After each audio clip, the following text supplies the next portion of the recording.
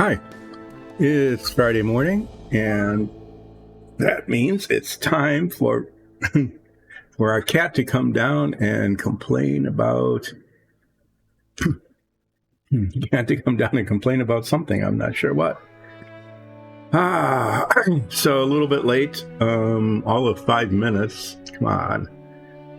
And yes, believe it or not, minifigs are back. I've got a tray full of them.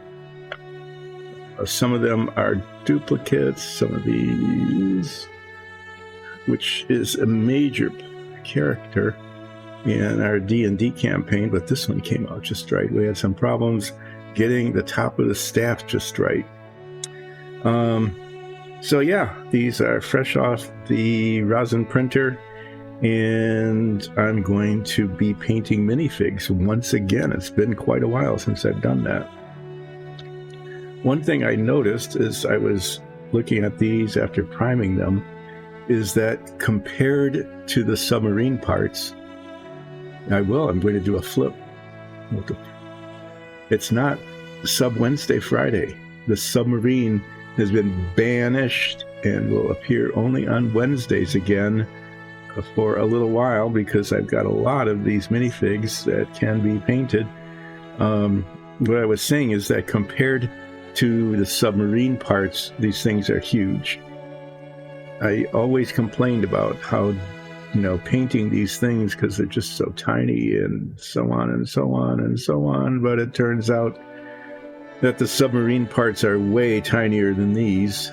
I'm going to complain about them anyway, okay, because I have to, paint the detail on them. But yeah, minifigs. So I've got, some sort of monster types here, a really cool wyvern with a lot of detail on it. But what I'll be working on today and next week are minifigs that will be appearing in our Dice and Dungeons campaign. We are, it seems, about to encounter a group of cultists. So I've got a couple of these, like some I painted earlier. I'll be doing that. And it looks like there's some little flaws here. There's some strings and things that need to be cut off. So I'm going to be cleaning those up probably before I start painting. Anyway, I just wanted to show you that there is all this stuff. I was thinking at one point, we were thinking about, well, this tray would make a really nice background compared to the mottled gray work surface that's underneath it, but as it turns out, as you can see, it reflects the light pretty badly, so it gets usually right where I'm painting too. Anyway, I'm going to set this aside and take out the two models that I am actually going to be working on. I'm going to be working on the stabby cultists. They got these really cool curvy kind of blades here. And these guys are all going to be done up in cultisty colors. I've got a selection here of dark grays, light grays, dark blues, some black, and some reds. The color palette of the cultists is not too terrifically complicated. But I want to put a variety of different colors on so that aren't monochromatic. So I'm going to set those aside, and we'll look at those in more detail here. And yeah, we have, I'll probably do these guys next. And this figure is very important. This figure was a major character, has been a major character in other parts of our campaign. So Bollywog, her name is Muriel. If you watch some of the older episodes, you can see our encounter with Muriel, who is a druid who really likes to live in the sewers. But yeah, we're finally going to have a minifig of this character, and I think we'll see that more and more often as time goes on, is that recurring characters, important people, and that we've run into begin to get their own minifigs. This one looks like it's got a little bit. Tell if that's a feature or a flaw. We'll have to tell. A couple of these need a little bit of rework, because the print didn't come out exactly right. But I'm gonna put this aside. Get to go off camera. That's always fun.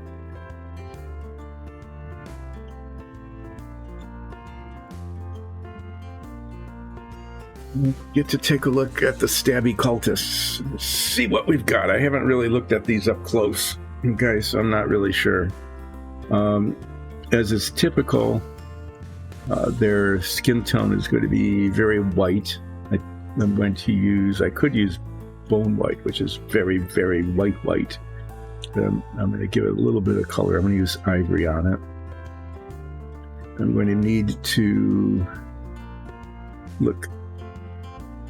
Yeah, there's something about this arm here. I'm not sure what's going on. It looks like, there's that kind of piece of armor that wraps around the outside of the arm.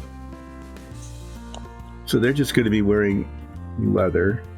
There's some detail on it. They have these little skulls on their knees and up on the shoulders. Those will get painted. And I'll have to decide what to do with those. It's tempting to paint them like skull colors, just kind of bone white, so that they're very white looking. But it's also possible that they could be like red tinged. Otherwise, like the cape will be dark. I'll be painting that kind of probably gray with a black wash, and then there's this bit that comes over it. There's like 3 parts to it. There's the cape, and then there's this bit that comes down around, and a cowl around the head. I might paint that. I've got this really cool, very dark red color, just to make it look a little bit more menacing.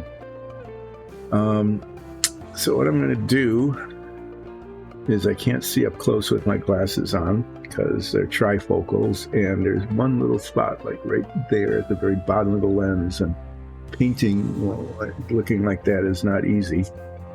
I'm going to take these off and see what I can see. I might have to put my head magnifiers on sooner than later. Yeah, there's another skull motif thing there on the belt.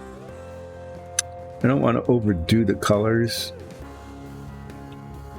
Sometimes it's easy to do that, is just to put way too many colors on. What I'm looking at is, if you look at them on this one here, it's this little bit of extra rosin right there. There we go. It wasn't attached to anything, it was just there.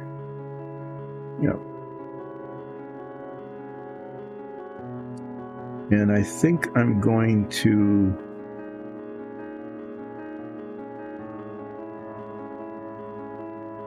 paint the blades actually red. Not that they're flaming, okay? I'm not making them look like flames. I'm just trying to, something other than just like black steel.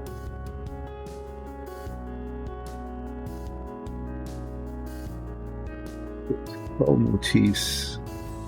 The thing I'm thinking I'll just paint them white, and then maybe do a gray. And it's tempting to do like a brown wash to make them look, like old bone. But I think I'm going to use the gray wash on it, make them look more ghostly. And the gray wash will get into the indentations, the eye sockets and stuff. They always have these little pouches. All of these guys always are carrying pouches on their belt, I guess, magic dust or something. I don't know what, but those will get painted. I don't know. I might just do those like a dark blue color so you can see them, but that it doesn't take too much away from it. So I think what I'll do is paint the cloak in kind of just gray colors. I might use the field blue, which is a very dark blue color. And I'm not gonna dink around with the armor with too many different colors. I'm just gonna paint the armor all that dark blue color and use a dark wash on it, like a dark gray or something. The skin will be ivory, so it'll be very white, ghostly. And yeah, so I might paint the inside of the cloak a little lighter color. Sometimes I've usually done the cloaks in a darker color on the inside and lighter on the outside. I'm going to do that opposite this time. Use some extra plastic here. Let's see if that comes off.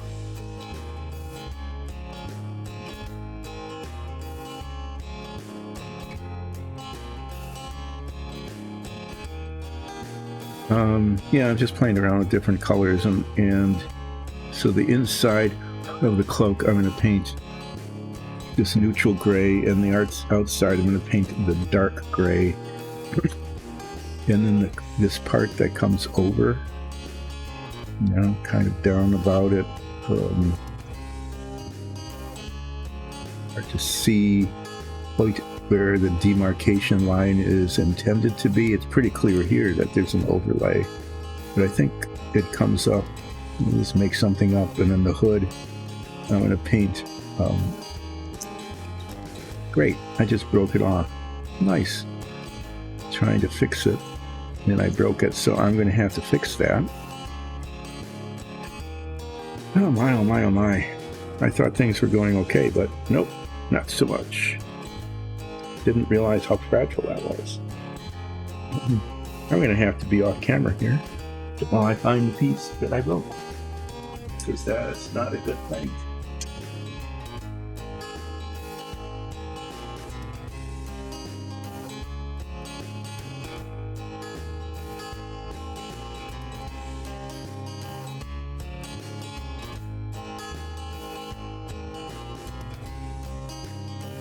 What happened here, since it was Friday and it was going okay and then it stopped, is that I'm going to do a flip for who, and then I'm going to find that piece, and I'm going to take a real short unintended break while I search for it. So I'm going to flip this piece of wood. This is a stir stick for paint.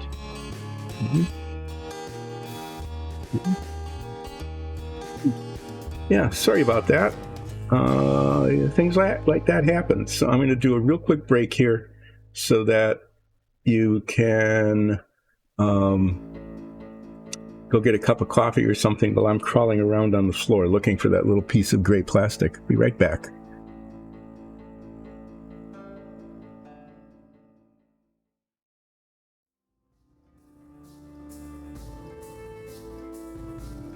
Well, I have to declare that a disaster, as I was trying to clean off a little bit of mold mark. I managed to break off. See that right there? That little piece of tape? It's a triangular piece that should have been very easy to find.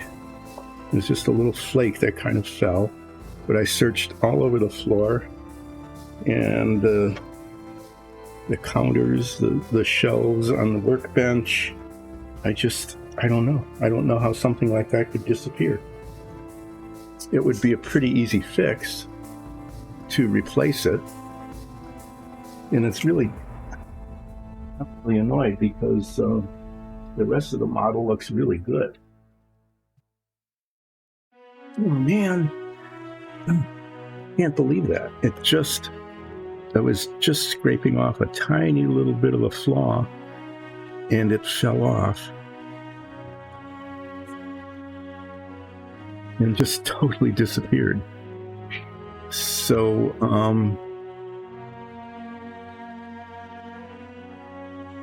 it is. This is sad. I am just overwhelmed with sadness and despair. I don't know how that thing could have disappeared. So it's, hey, you're gonna watch as I flail about trying to find this little flake of gray plastic. Mostly it's covered with a black mass. And you would think that it would show up.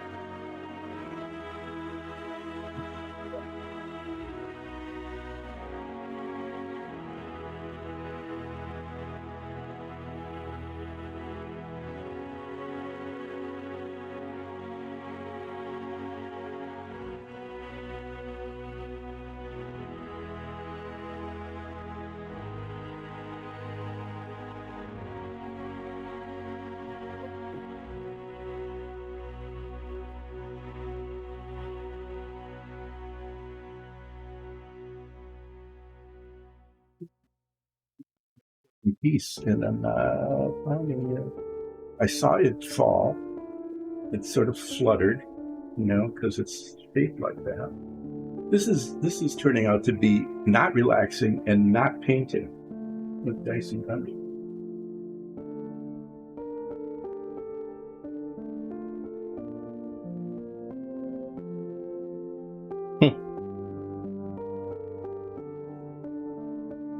Got this really bright flashlight, see?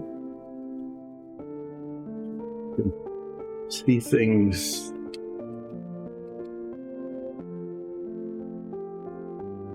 Okay. I'm going to make one more desperate attempt while I'm crawling around on the floor to look right under the edge of the workbench. And then I'm going to try to do something else. I'm not sure what.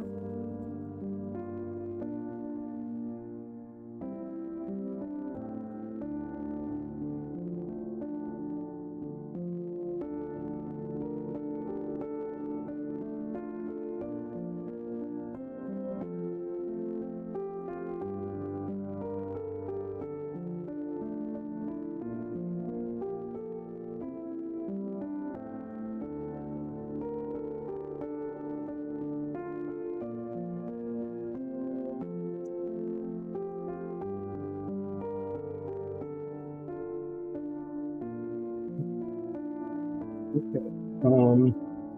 So I'm not really sure what to do here without that piece. I could, like I've done with swords before, is I could attempt to fabricate a replacement. That's a possibility. This would have been a really easy fix. I mean, it would have been really easy to cement that little thing back on. And it's not tiny. Okay, I mean, it's not a tiny piece. Yeah, floor searching. It's like this whole triangle bit. It's like a fish scale. I just don't understand how it could disappear. Okay, well,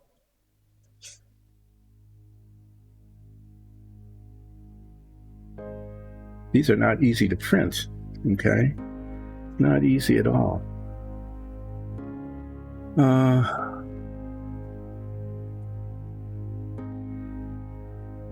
Yeah, I'm not sure what to do and say. I think I'm going to try to I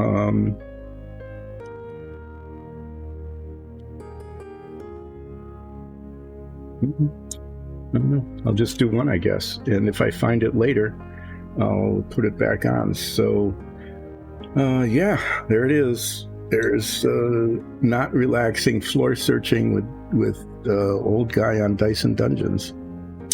So, what I'm going to do here is I'm going to have to use my head magnifier quite a lot.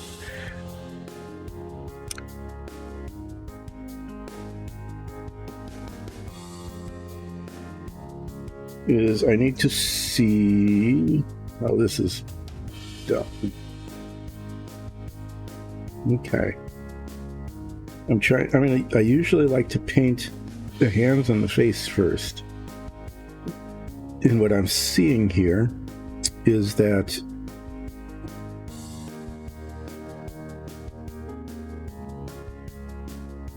looking at the arms where there's like 2 layers of armor, there's a shield that goes across, piece of armor there,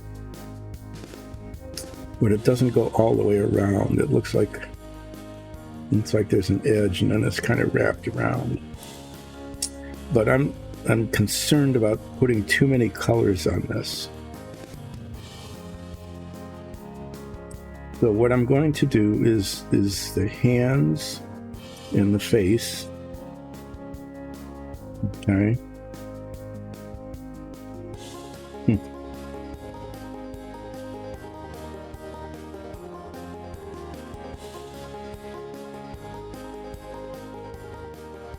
Do the hands and the face, and then I'm going to do the inside of the cape. That's always a challenge because these things are made so that they're just, there's a lot of it that's underneath the rest of the model. And then I'm going to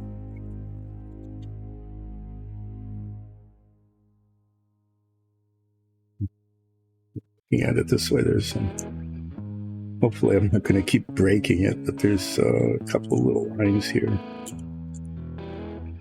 You can see it right there.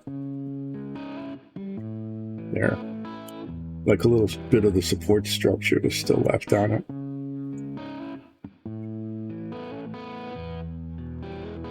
Okay, well that just, this was okay, and then it stopped being okay, and that's kind of how Dice and Dungeons painting goes, I guess.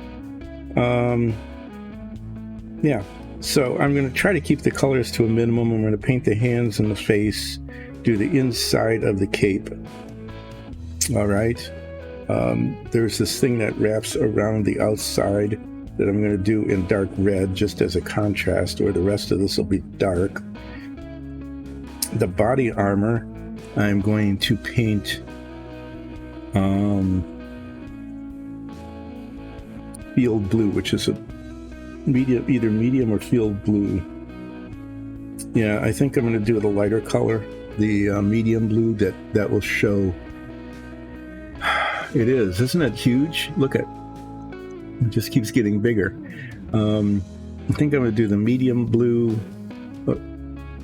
Because it takes a wash better, and then I'll do the bags, these little bags in a contrasting dark blue, and the skulls will be white, really very, very white, with a gray wash. And I'm only going to be able to do one because I really messed up the other one, and maybe during the longer break I'll do a search again and see if I can find the part that's missing. Okay, well, there's that. Let's get some paint on this guy and do some now relaxing painting.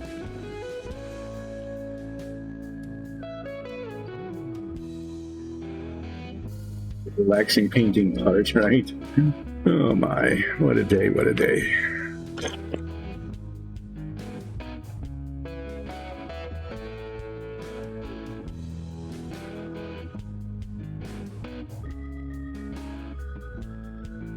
Well, if I just work on one of these, we'll see how the rest of this goes.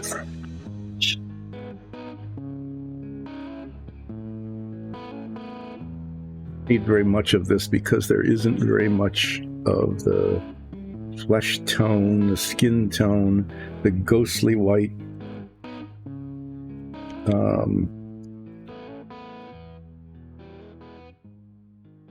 Cultists. They're almost but not quite human, apparently.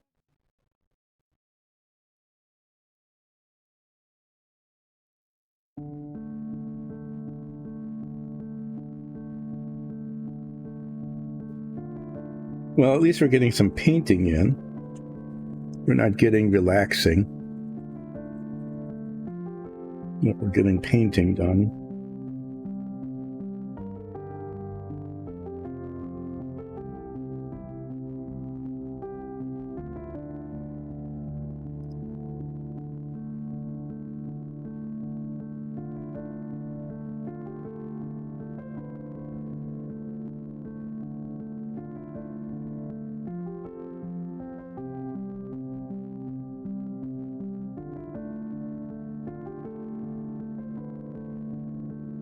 redo this first because when it's in set like that, as you can see, there's paint slopping everywhere. Just what happens. Get little bits of paint into little bitty areas.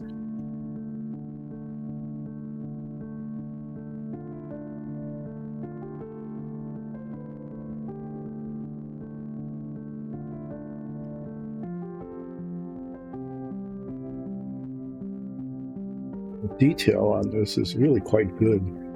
All the little fingers, the thumb.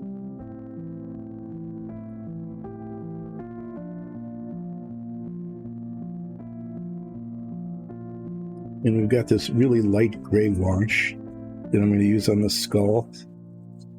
The skull of embellishments on the armor is I can use it on the fingers also. And I like to do that because I want these to be sort of ghostly. So instead of using a brown wash, which would be maybe more typical, it's the gray wash. This is good. So as I'm getting this on, I'm also seeing where the hilt goes into the hand and how she's holding it, how they're holding it.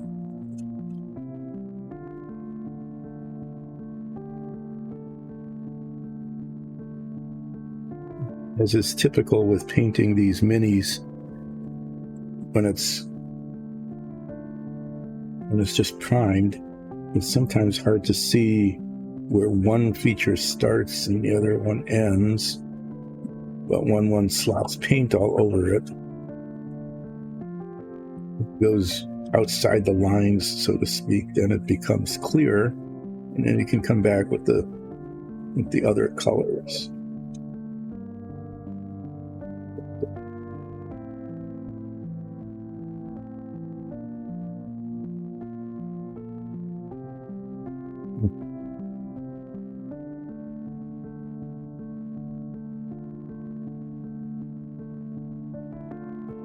Put this on one of the holders soon, but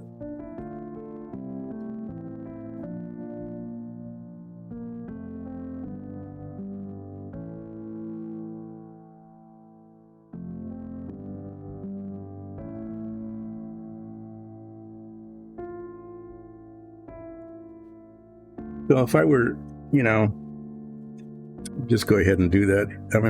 I'm going to assume that this is somehow going to become salvageable.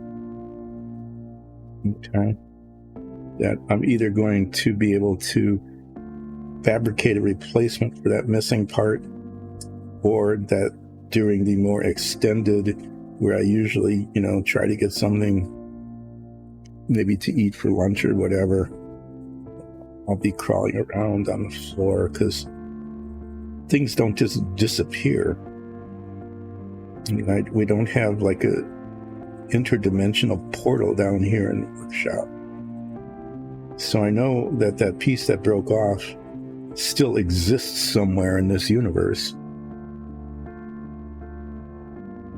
It's highly unlikely that I got transported to like another location in the universe. And it's very likely that it's within like 3 feet of where I am right now.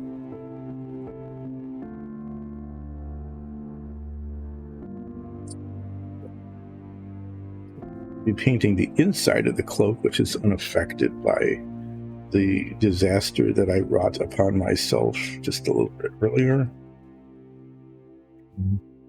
Go ahead and work on both of these at the same time. It gets to the point where I can't.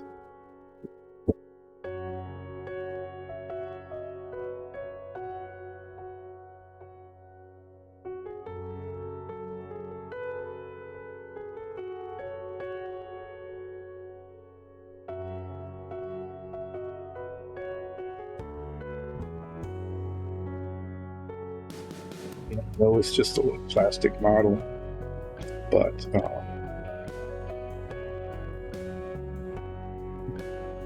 flipping a piece off like that and having it disappear was not what I expected to have happen during the first couple of minutes of the no longer doing a submarine, can you believe it, stream of relaxing painting with Dice and Dungeons. Kind of, you know,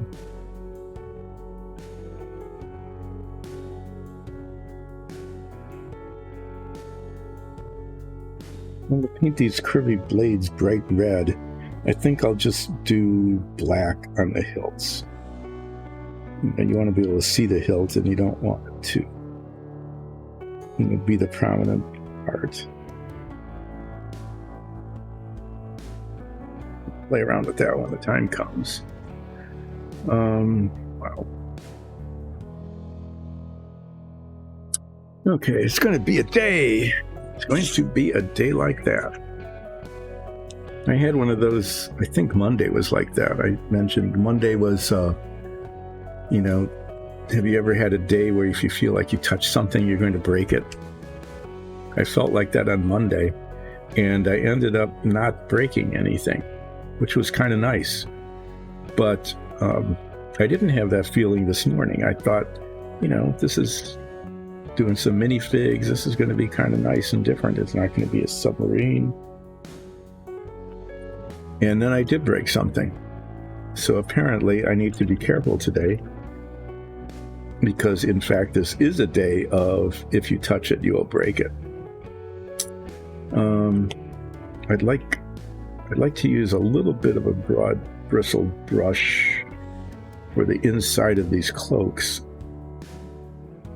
because there's large surface area, but it's also a matter of getting in these nooks and crannies. I guess this brush will work. So we'll use this neutral gray color. Need these, that particular bit. You know, if I set them there, they will fall and break. So I'll set them over there.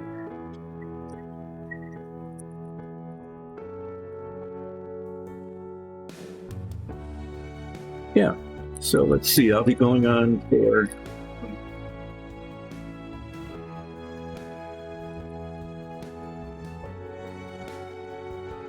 so if that part that broke is like one of the last parts that I paint, you know, that might be, to be able to make some fairly decent progress on the rest of this, on both of these.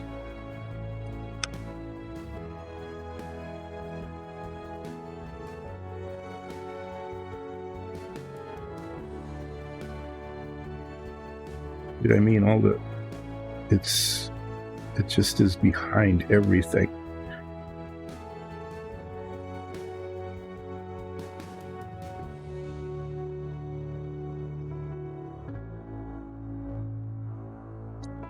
Really, oftentimes wishing that designers wouldn't put capes on their figures.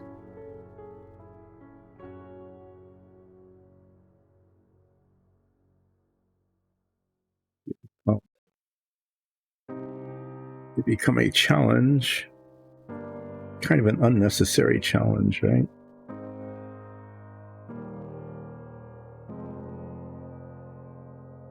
The idea here is to paint the inside of the cape and not worry too much about the other surfaces that come in contact with it. Those will need to be more carefully done when I paint those.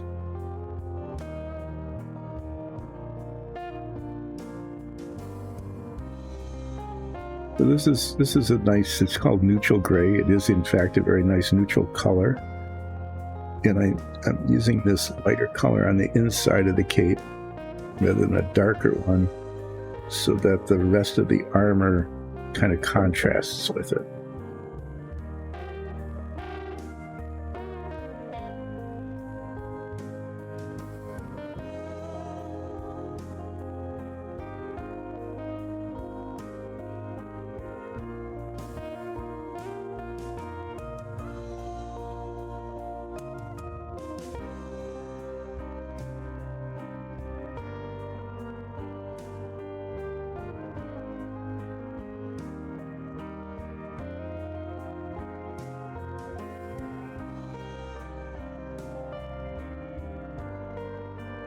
And at some point, depending on how I wash this, I think, I'll be using like a dark gray wash on the body armor.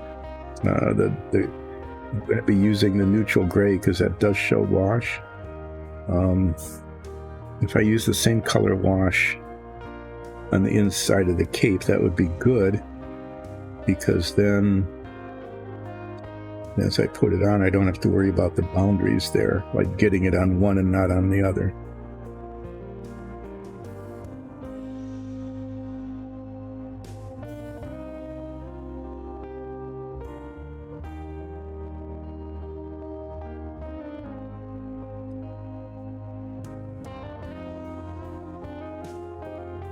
I can see that.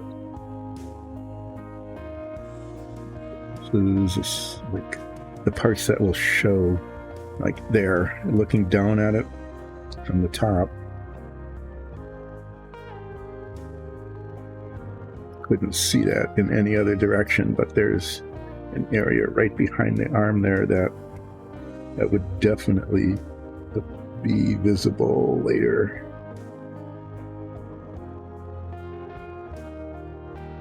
Now looking down on it this way.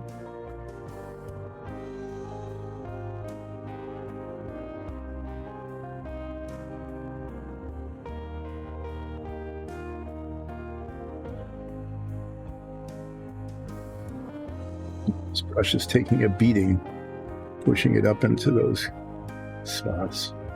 Okay, I'm going to clean this off and try to get the bristles back. Well, thank you for bearing with me so far on this episode of Disaster Painting with Dice and Dungeons.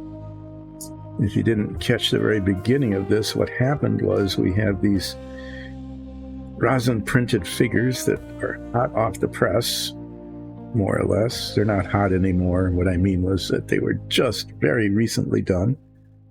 And there was a little bit of a mold flaw. The flaw in the molding, and I was very carefully trimming it with an X-Acto knife, and I broke it off. I broke off one of the pieces, and it was a fairly large piece. It's like at least 1/4 of an inch long, which in the scheme of things is pretty big, really.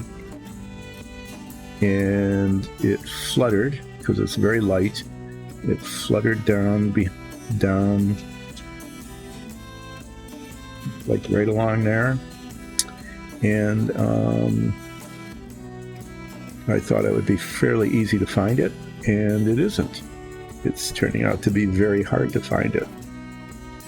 So the little disaster here, because there always has to be one, cannot have painting with Dice and Dungeons without something going wrong.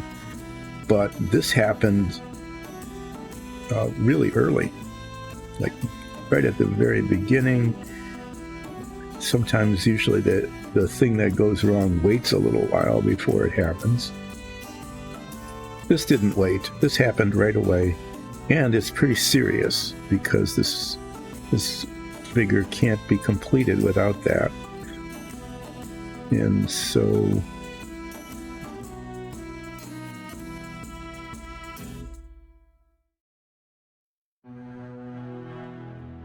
here, that's the I think I caught it on the other one.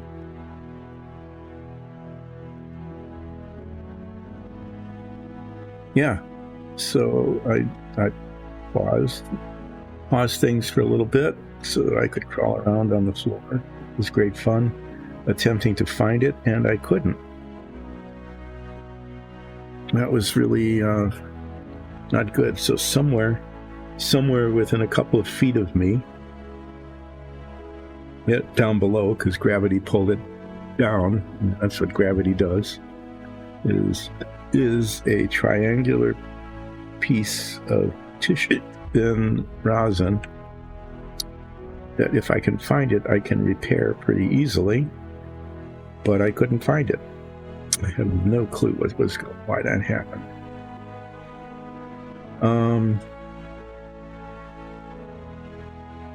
I think I might do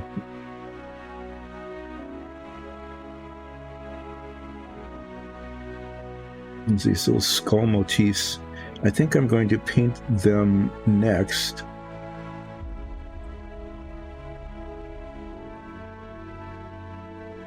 Take a real quick look here to see where it is exactly.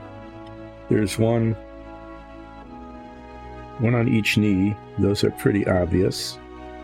There's one on the belt. There's one on this shoulder. And the other one is kind of hidden underneath there a little bit. I'm going to paint those next, just so I know where they are. And then when I put the darker color on, I'll paint up to them, but hopefully not on them. And that will require a little bit of touch-up. And as I said, I'm not going to mess around with too many colors on this. I'm going to be painting all of the body armor the same color. I'm not going to do very much variation on it. I think I might do the boots. I might do the boots in the same dark gray as the back of the cloak.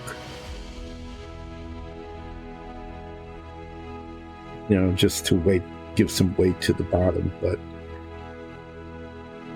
yeah, otherwise I'm not going to do too many different things. I'm going to be using this bone white. It's a very white, without being glossy. It's kind of a nice flat white for the skull embellishments, and then a gray wash later to pick out the details of like the eye sockets in the mouth and things.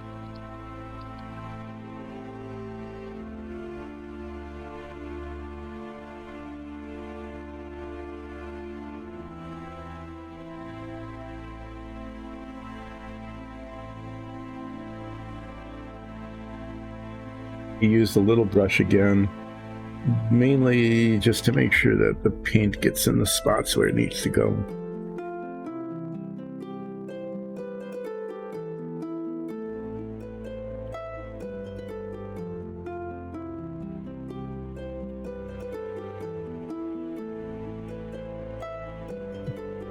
It's on.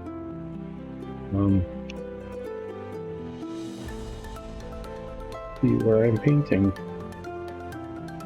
Probably look better with these on anyway, don't I? No, it's getting to the point where I can set it on here, I think. So I'm going to do the one that I didn't break first, and then I'll go and do the one that I did break.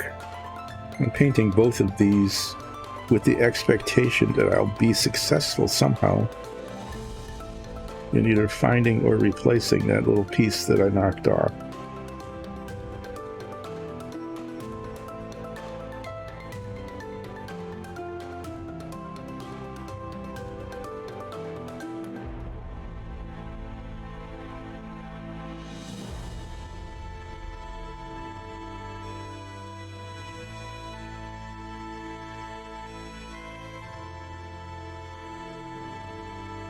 If I get these to be white, then it'll be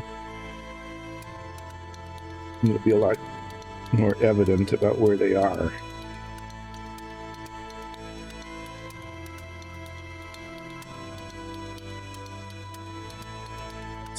Clearly see them, like that down around the bottom wasn't really that obvious. Once you can clearly see them, it'll be easier, I hope, to not paint over them.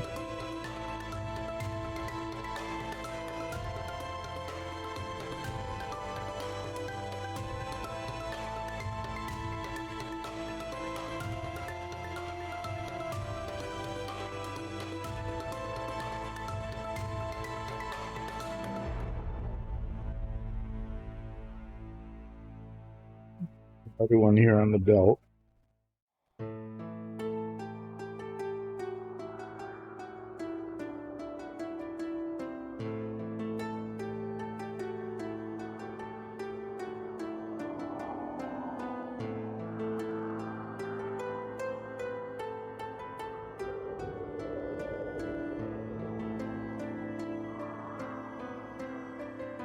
I'm saving the hardest one for last.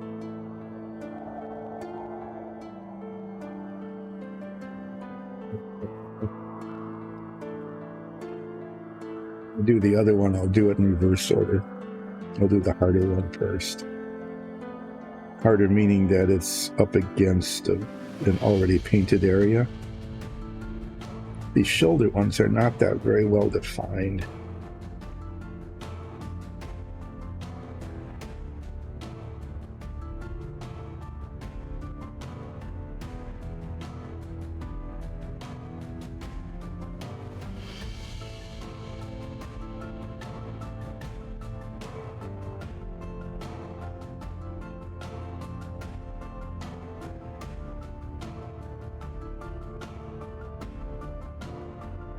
Trying to see that they're there, but they're not very clearly defined in terms of the presence.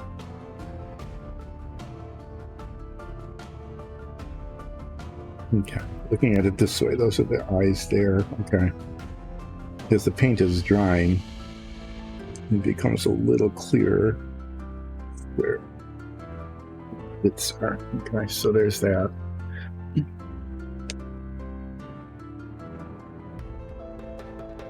Finder a failure on this one.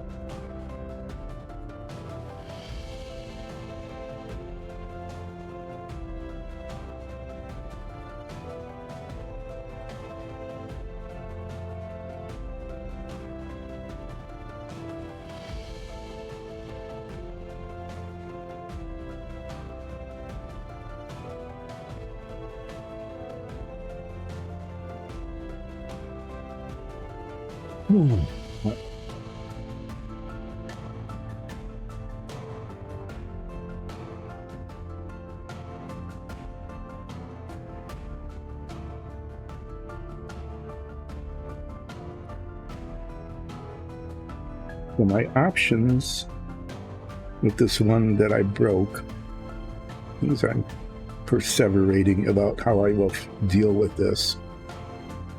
The preferred option would be to get really lucky and find the piece that has fallen, which is somewhere within a 3-foot radius and below the top of the workbench. I know that because I saw it flutter down here, like right down in front of me, so it couldn't have gone too far. So option one is to find it. And that's what I will attempt to do during the regular half-hour break, that instead of, maybe getting a snack or something and hydrating, I will be crawling around looking for it. Option two is to try to fabricate a replacement, which would not be all that impossible. I just need to find an appropriate something about the same thickness, more or less, that I can shape. Shaping things isn't all that hard. And I've got one that isn't broken, so having one to work from makes it a lot easier.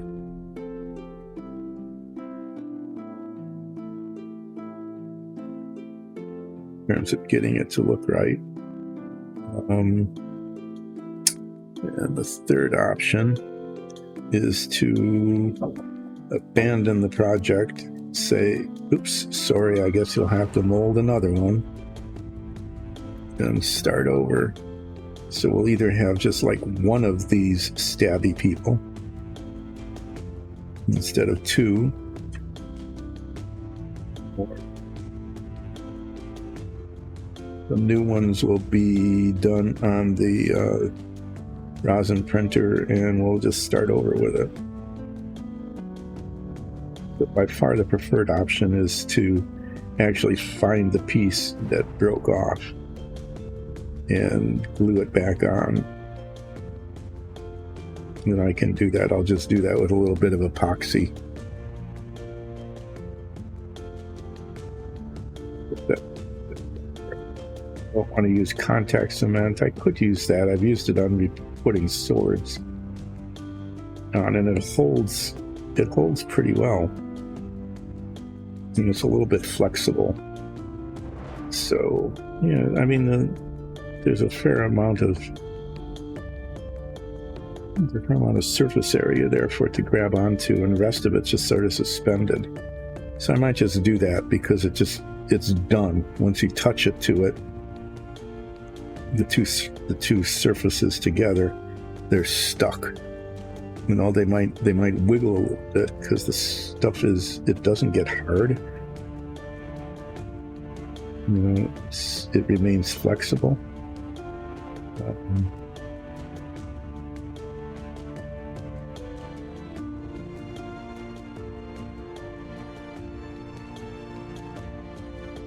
Yeah, so if I can find it,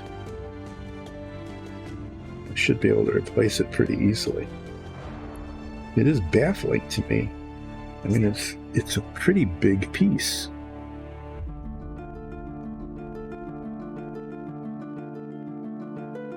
Amazing to me how things like that can disappear. Okay.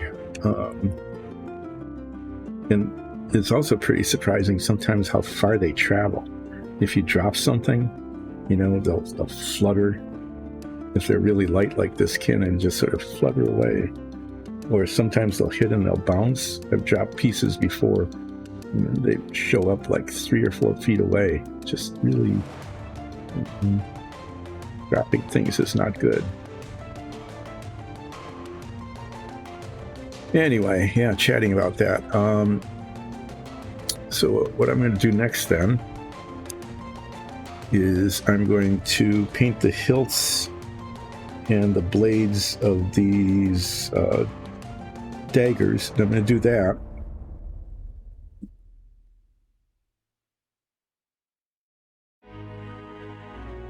And then the pouches. And then I'm going to paint the armor.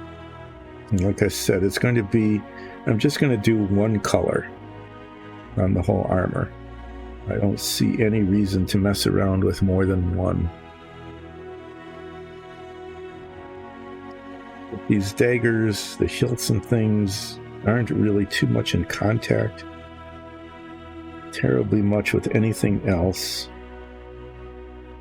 And the paint against which I'm painting is dry, so I can begin to work on that. I'm going to paint the hilts black, this nice flat black color. And then the blades, I'm going to paint red.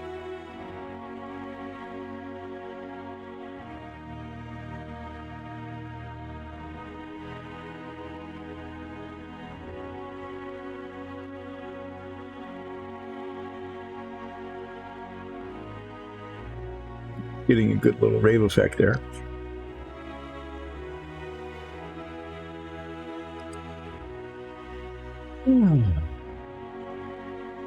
Hey, this is going to be like a 10 sigh episode of relaxing painting with Dyson Dungeons, or maybe I should just say persistent sighing. You're going to be hearing persistent sighing as I reflect back on the disaster I wrought as I attempted to get a tiny little bit of mold flaw.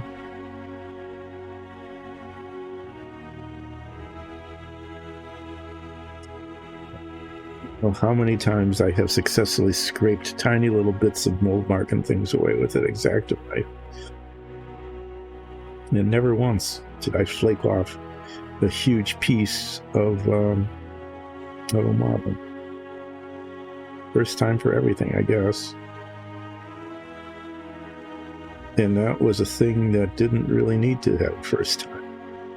Just wasn't necessary. I'm using this flat black. I think it will contrast nicely with the hand and other parts of the model. Can't tell through the blade, but that part of the hilt is like hidden away back there.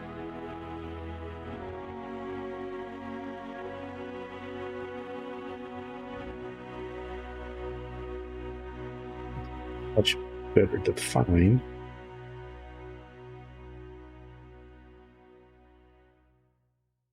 A little bit more challenging to paint.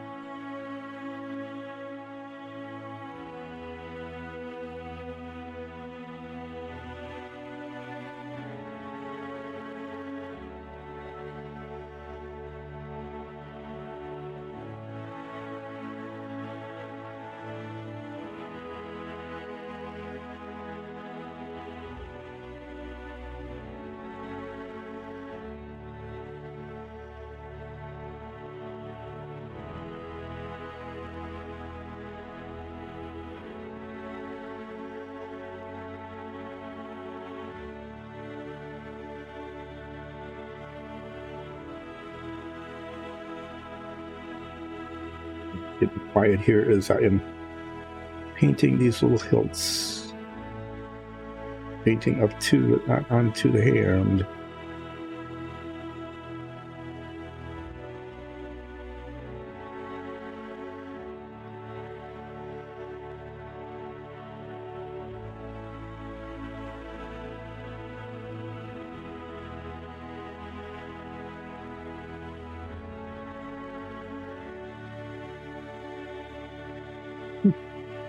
Okay, fortunately, the thing that I just dropped, because I just dropped something again, those were little pieces of wood that I used as miniature sanding blocks for the submarine.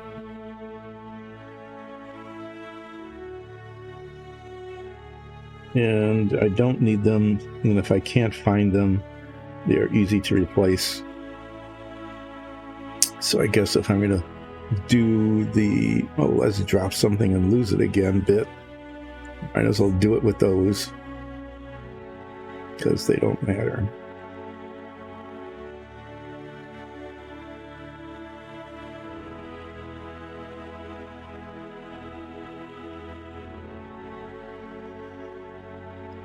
Okay.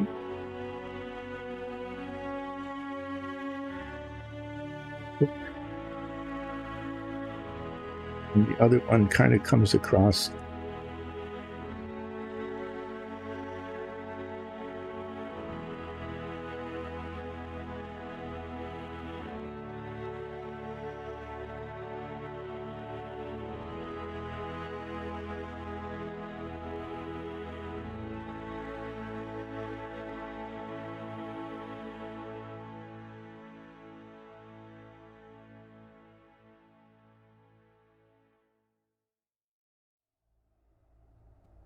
bit on the finger there that I'll have to fix. But we'll try to do the same thing here. Apparently the hilt comes across the front of the hand a little bit like that.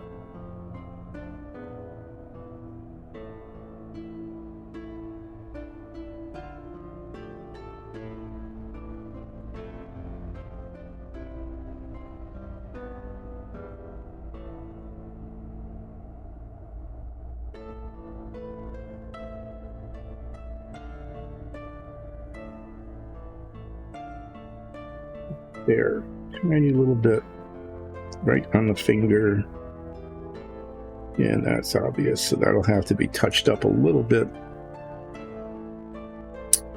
sooner than later. Let's do this guy, the broken one here.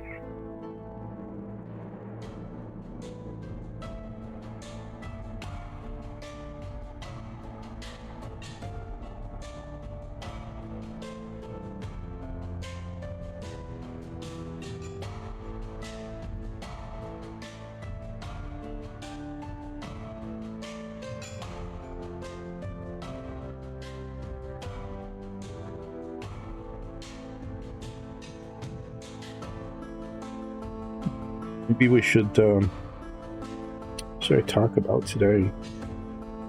Feels like I should just sort of stick with the theme of disaster, right? We could talk about disasters.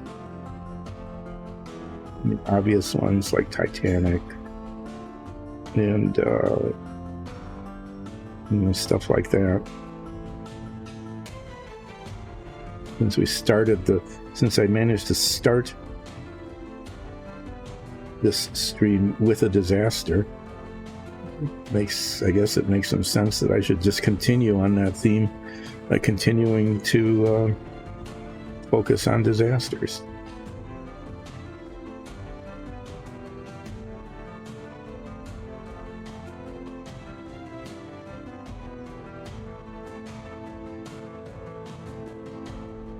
Shy Guy, do you have any favorite disasters you want to delve into here?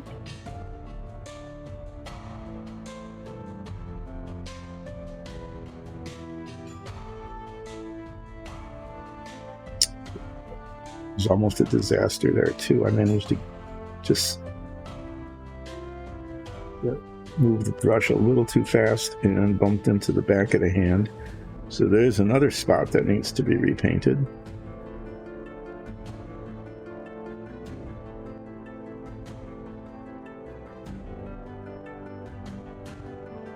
There's always something with this.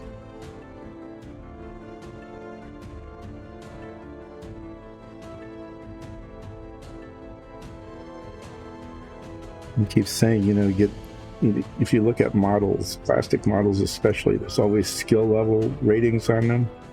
Skill level 1 to 3 is most of the ones I work at, including this, is like a skill level 2. But I, personally, am at a skill level 1.4. So it's not unusual.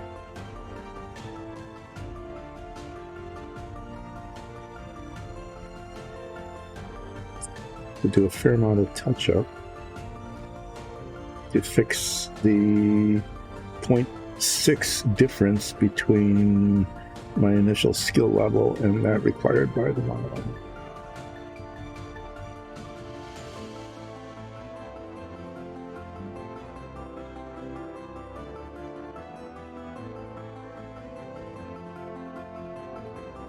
Okay. Well, other than the touch-up I need to do on a couple of parts of the hand, and I'll need to do that. That's not too bad.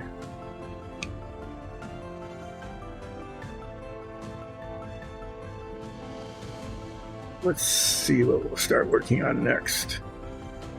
Oh yeah, I said I was going to, I was going to do those in the dark gray. Yeah, the pouches. I'm going to paint the pouches next. The pouches are going to be this really dark blue color, and the armor is going to be a lighter blue. And lighter blue will take the wash nicely.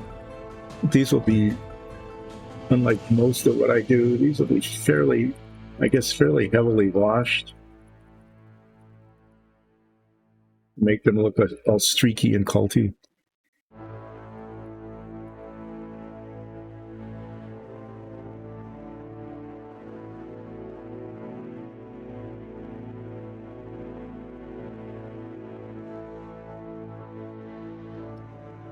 Okay, here we go. Doing some more. Can't make it too much of a disaster at this point. Painting of these little pouches. Hard part is just getting to reach them.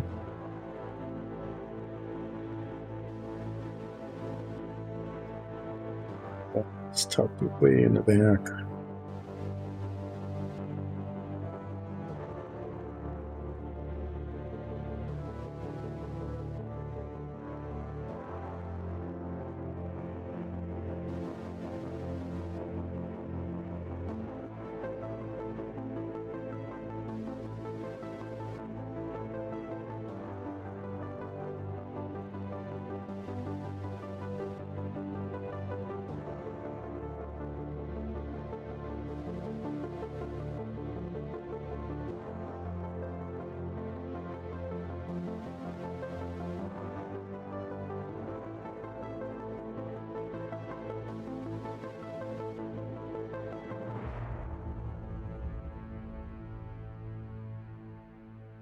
Be interesting. There's this little gap between the skull and the pouch that will have to be painted the lighter blue of the color that I'll be using for the main part of the armor.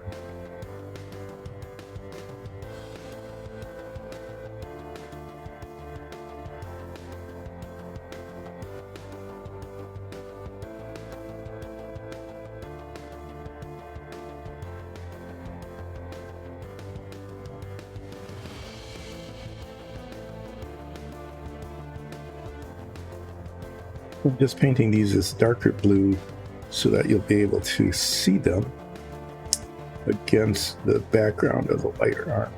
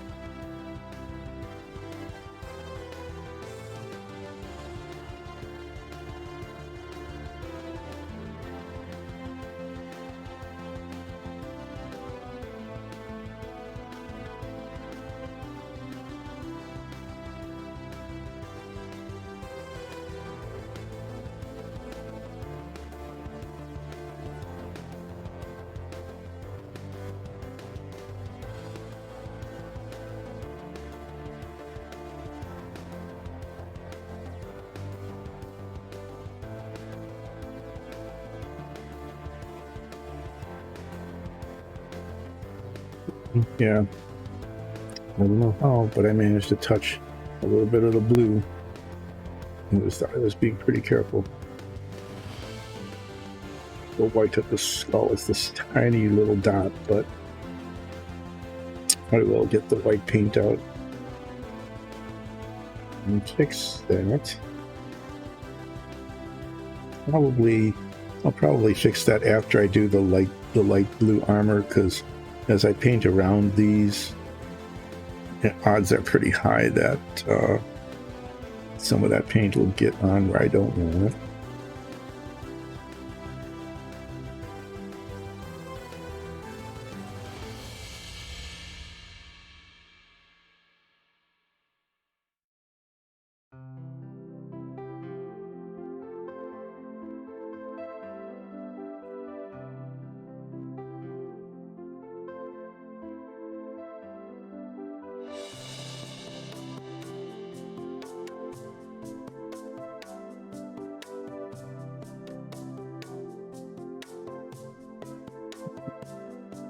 That. Now I'm going to paint the blades of the daggers, because I can get those done.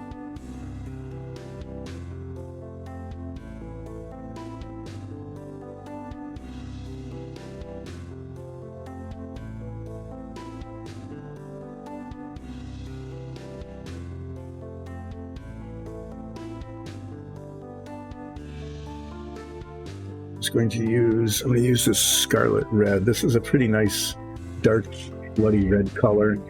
I was thinking of using the really dark black red, but I'm going to be using that on the cape. This isn't going to be. It's a nice color. The blades will show.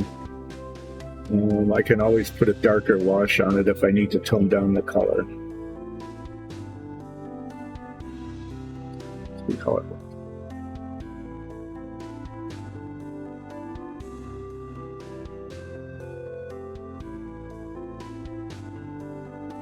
This paint is really thick. This must be the old bottle.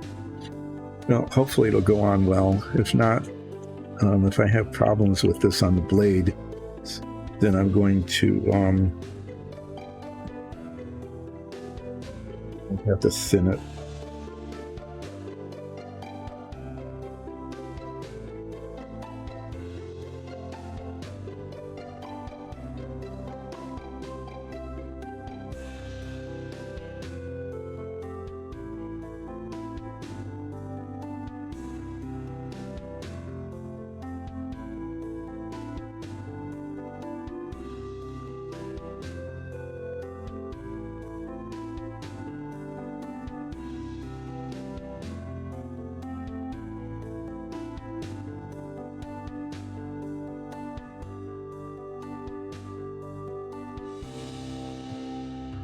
to be careful. I just nicked, as I was rotating it, I nicked the blade with my finger, and I could immediately tell that if I'd hit that little bit harder, I'd not only be crawling around on the floor trying to find that little piece of triangle from the cape, but I'd be crawling around on the floor trying to find that next to invisible little blip.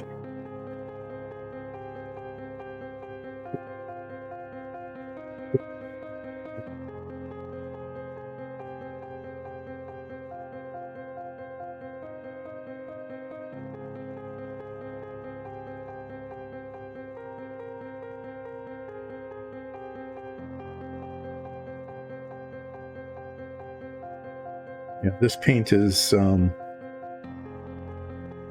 really good right now. I think there's another one.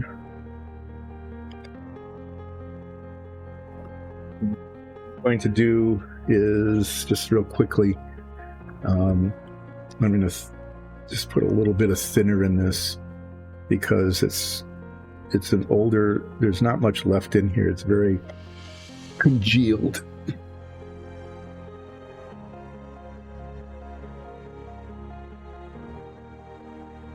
Fair amount of paint left in it, but there is, should be enough. Sometimes it doesn't take very much to thin the paint quite a lot.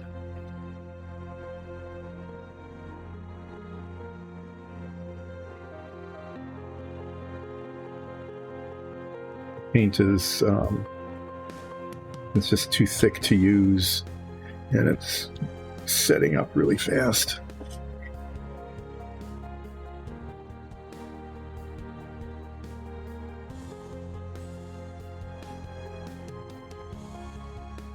Did you like that? Did you like the guy in the bright red and orange?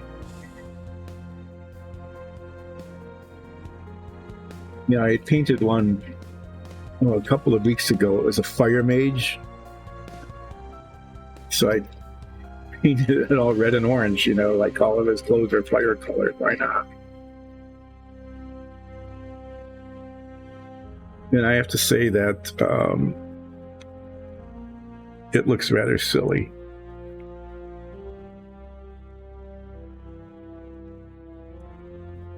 Still pretty thick.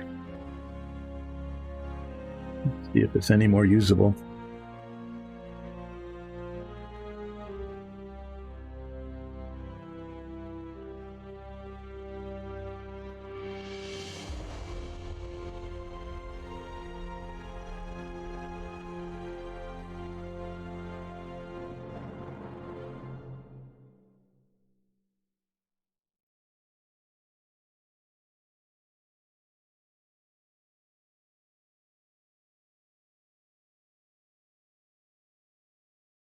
Right on. I need more light.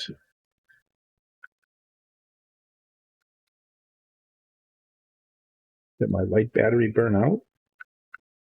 I'm not getting any LED light with my little light here. What the heck? They're not that old.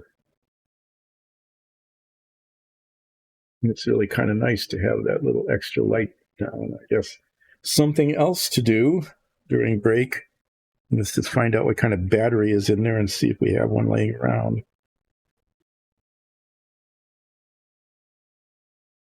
Okay, well, this paint is so thick yet that all I got was a gloop on my blob on my brush.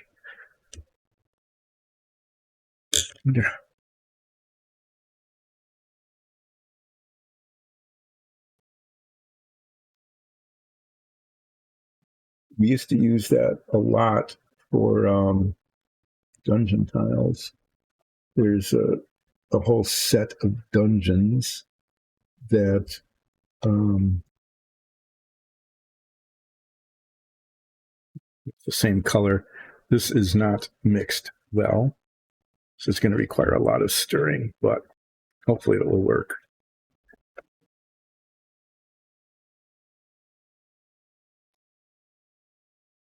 Anyway, red granite. Did a whole set of dungeon tiles that are supposedly done in red granite. And so we used this scarlet red with a black wash. That was at a time when I think we had like 4 colors of paint. As, let's do some in red. And that's how we set the standard color for red granite.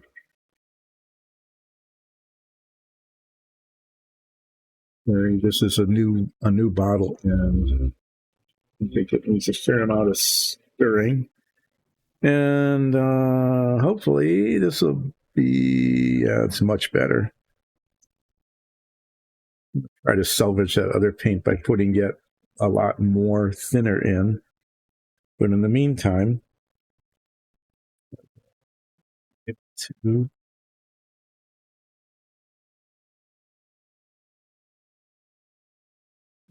dagger here.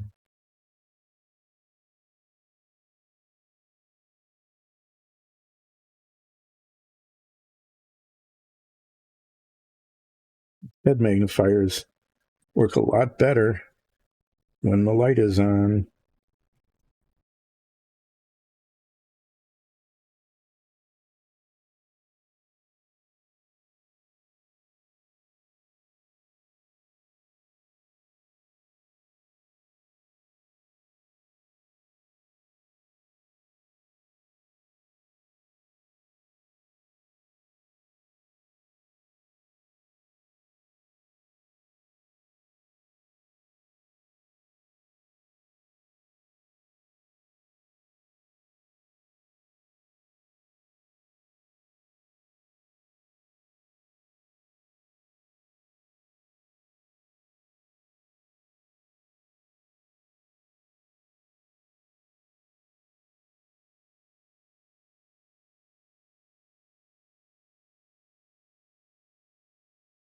Has been really, really loud and demanding lately. I'm not sure what's going on.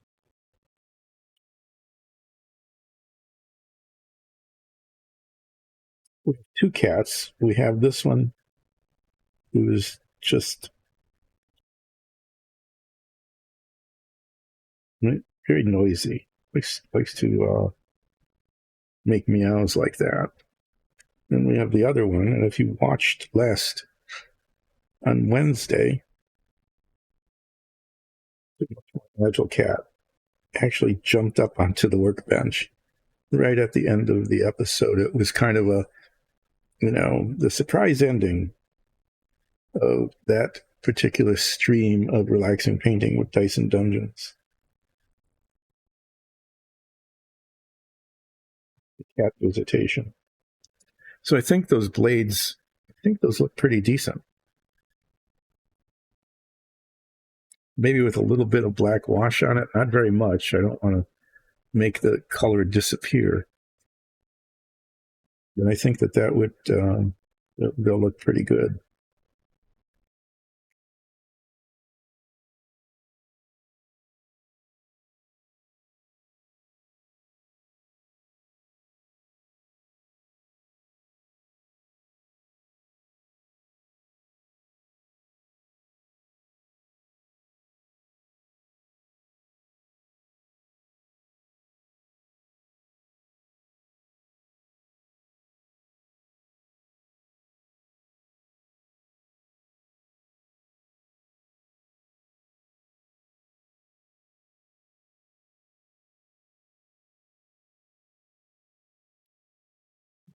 The multi-psi episode. The multi-psi episode of Dice and Dungeons. The not relaxing painting. This has been the not relaxing breaking the model while trying to make a tiny little cleanup of a mold flaw and flipping it onto the floor and somehow not being able to find it, even though it's a fairly large piece. Losing things like that.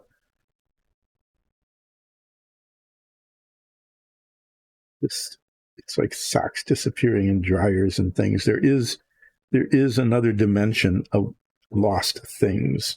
There just really is. It's like, this is not tiny. That does not go invisible. It has gone into another dimension. It's like the whole Twilight Zone for lost bits.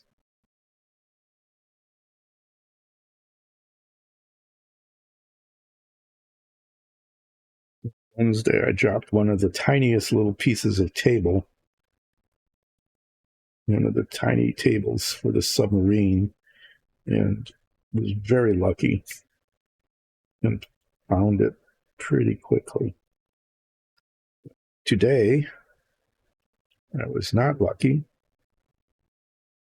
and did not find what should have been a very easy thing to find. Okay, so these blades are now red.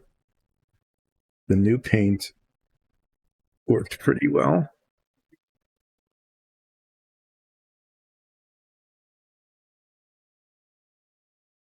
I don't know why I'm trying to save that, salvage this other stuff. A fair amount in there. I'm going to put a whole bunch, more thinner in and give it a stir. I'm just curious to see if I can salvage it or not.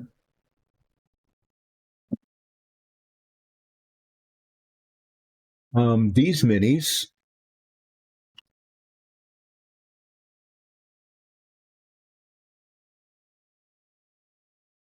yep, these were all done on our own rosin printer. The ones that I'm painting now. That's why I feel so bad about breaking one, because these were not the easiest prints to make. And yeah, there was a tiny little bit of a mold flaw, of a printing flaw. And as I was very carefully scraping it off with an X-Acto knife, managed to somehow, I don't know how, catch the bottom of a cape extension, and the triangular piece just went flying all over the place. Yeah, so these are all printed on the rosin printer. These are little cultists that I'm rough coating in right now. And I've got a whole tray of them over there to my left that I might show off again when it comes time for the break.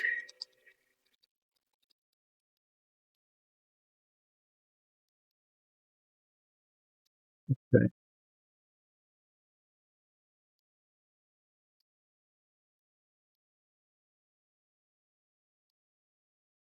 So when we first started all of this, before we got the rosin printer, we did, okay, well, it looks like that might have worked. So I might have salvaged some of this red. There's still a lot of paint in there, and now it might be usable.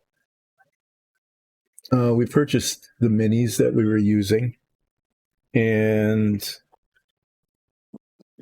then they don't really come out on the PLA printer. We use those for our dungeon tiles, the ones behind me that are whirling away, making street tiles. Yeah, but recently got a rosin printer, and so this is like, I think we've done, I know, over a dozen. I've done a dozen various and sundry little minis, painted them on the stream over the last month or two. And this is the most recent batch. What I'm saying, though, is that if you look at the two, you can see I managed to break off a piece, and it's a fairly large piece. It was broken off like right here. So it's this triangle that's not quite, but almost like a half an inch long and a quarter inch wide. It is a really big piece of plastic. And it just fluttered and disappeared.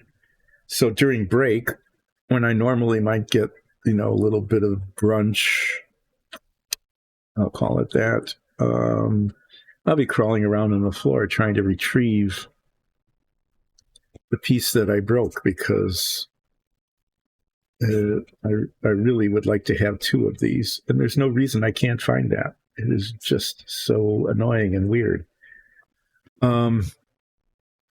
Okay, so I'm doing these fairly monochrome, and all the rest of the armor, I mean, I could do it in two different colors, but I'm not going to. I'm going to be painting everything except the boots in what's called this medium blue, which we actually use in some of our dungeon tiles.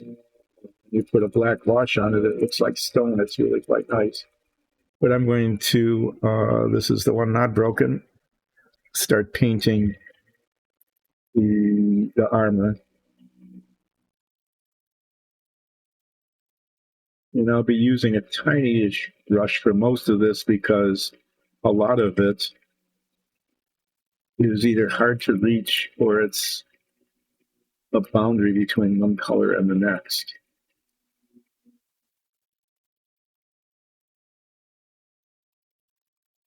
And I've got a slightly larger brush here, this one, that I might use when I get, for like parts of the legs and things, when I get the boundaries between the two colors done. Yeah, so in addition to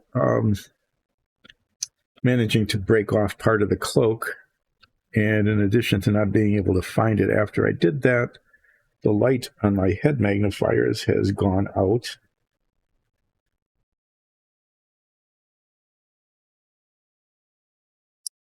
So although it continues to magnify, it's really helpful to have the extra light, and now I don't have it.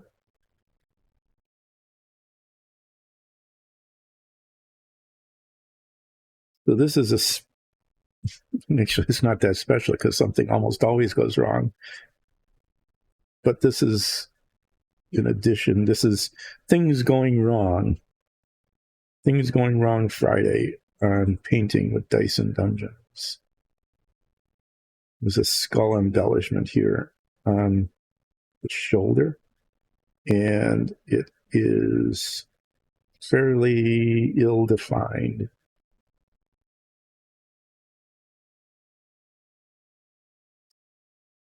So I paint this guessing, making little guesses about where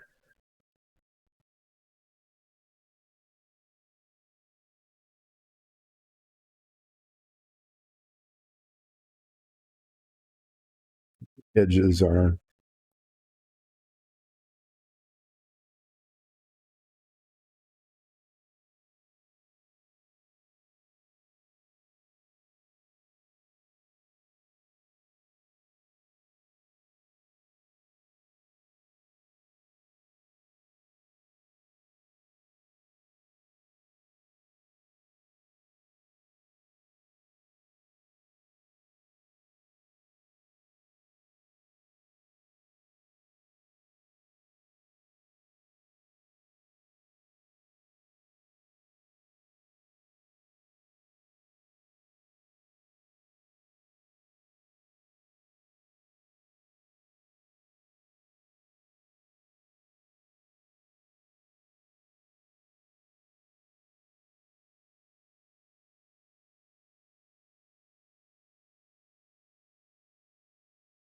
How will get painted a really dark red color that I'm hoping will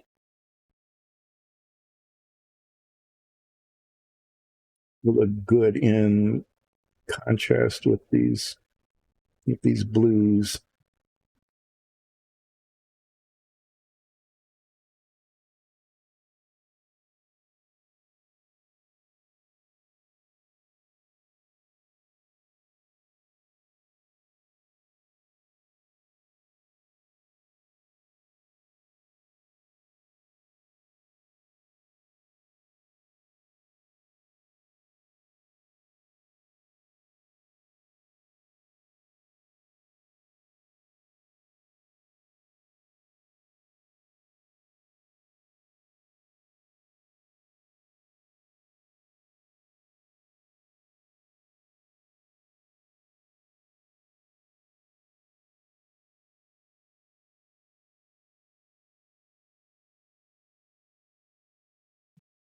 Turning out a fair amount of this is you can't get there from here.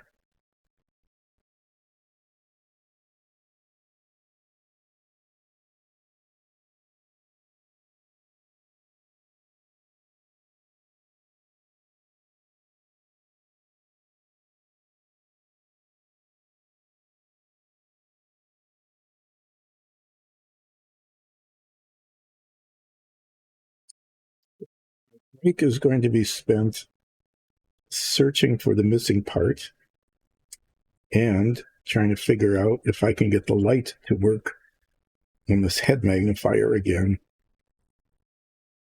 I mean, the light's not bad. I've got the nice circle light from the camera and all, but it really helps when doing these tiny little bits of things, reaching in to have the extra light that is supposed to be coming from the top of this thing, but it isn't.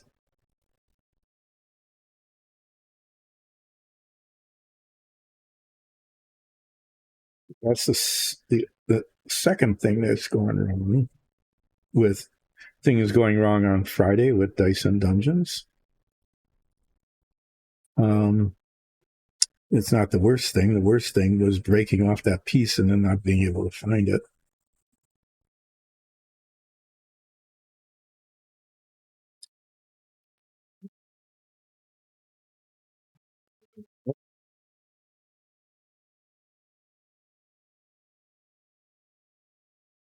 Reaching back here.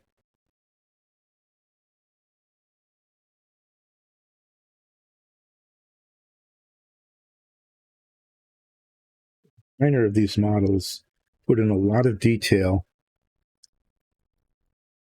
oftentimes in places that are next to impossible to reach.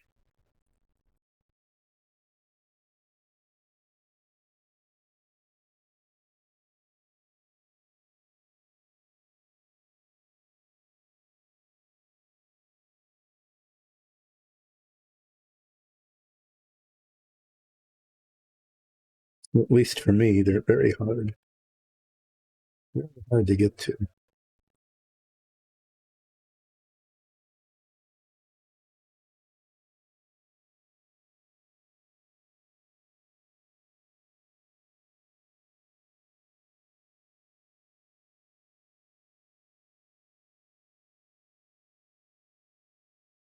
I have to clean this off. It's kind of agglomerating here. So it looks like, it looks like I'll get the blue on this one. I'm going to keep working at this and get it done, and then take the break whenever that happens, whenever I get this finished. This medium blue on this model, this figure. That finishing this will be my signal to take a break. Give you a heads up about how that's going to go. And during break, be looking for the missing piece, and maybe, if I can, replacing the battery on my head magnifiers so that I can get supplemental light once again.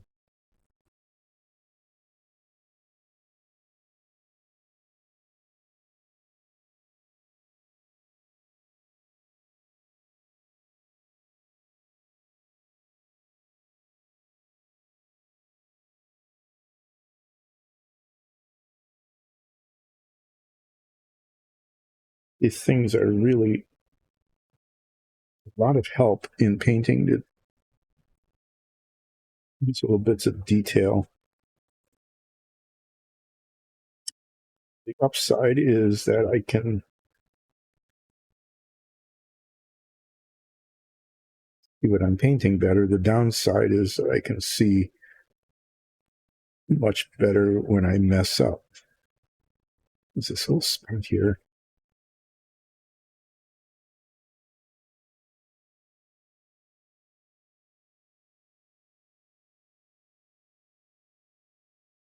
This is one of those things where someone should be saying, someone your age shouldn't be doing this.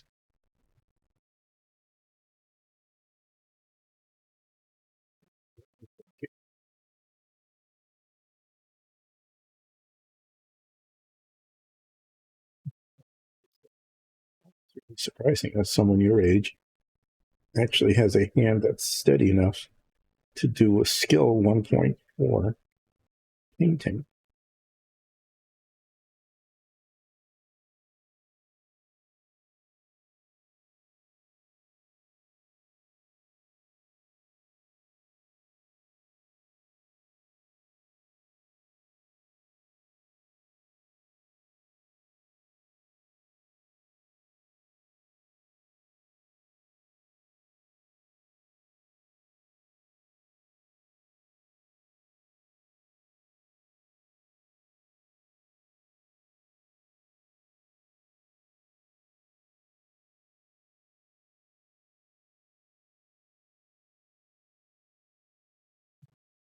Quiet because I am attempting to do painting that is slightly above my ability.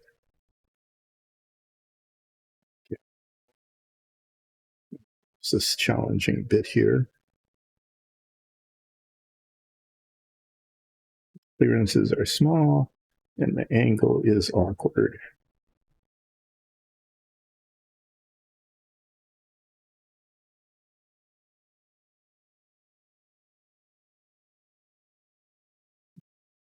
Too bad.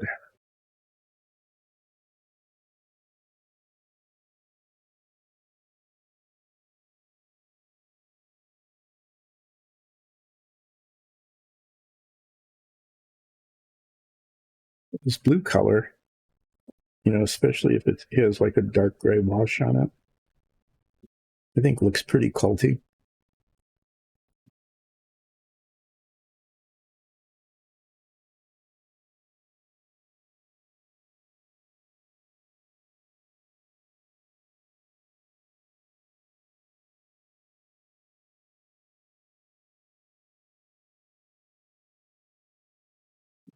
Full motifs on the knees here. To be pretty cautious about getting them painted, getting the paint on it, around it right.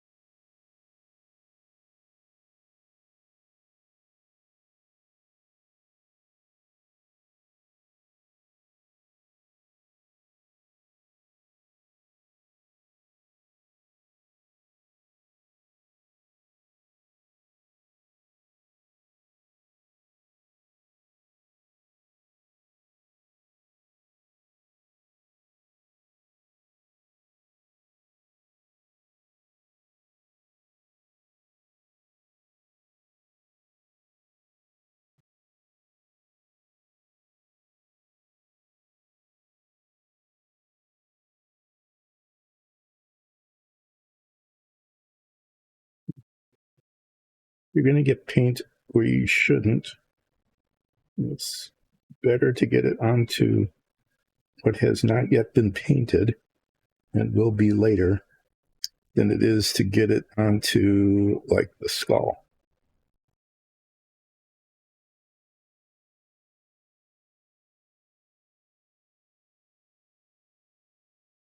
That one is very nicely defined in the print. The left knee is not quite so clearly done. Let's see how that goes. Finish this. The boots are going to be a dark gray color, just so that they're, different than the rest of the model.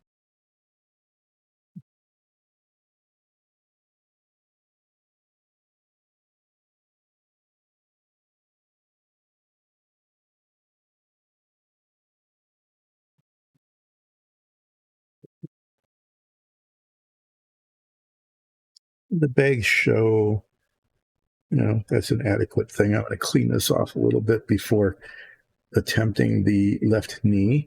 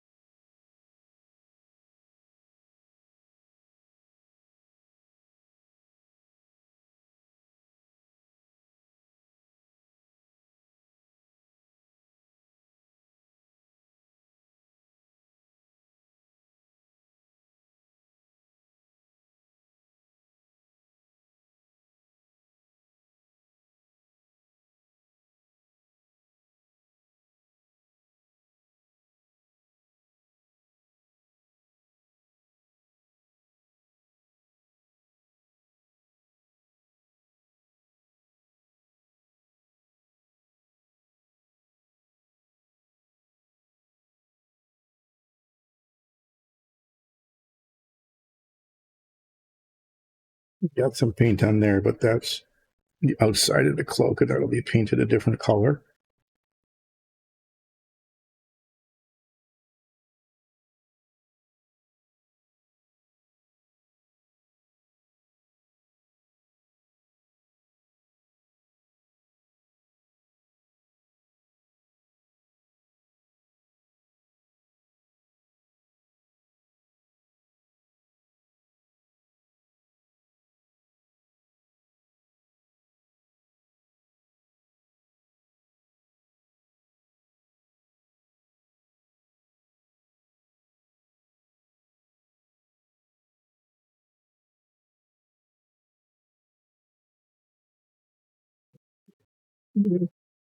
It's pretty tricky.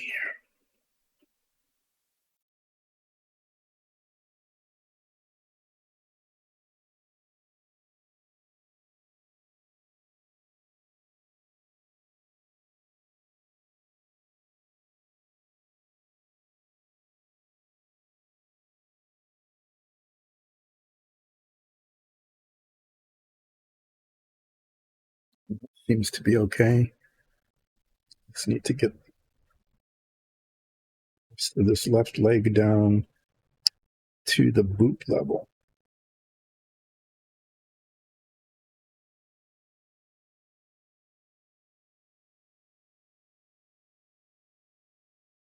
Get it on the cape there, didn't I?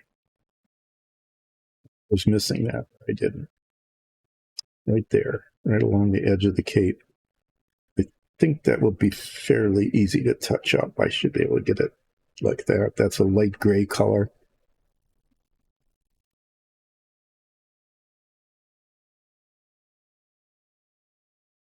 Okay. Yeah. So this is coming along. I need to do the same to the other one in terms of painting the blue on. Okay. And that blue will have a gray wash, a dark gray wash applied to it later, which will break up the kind of monotony of the color. Okay. And highlight some of the detail on it. The skulls will have a light gray wash, very light, as will the hands and the face, with the intent primarily just to highlight some of the features like the eye sockets and things, and to make it look not less white. I want it to look very white, but to make it look a little less bright.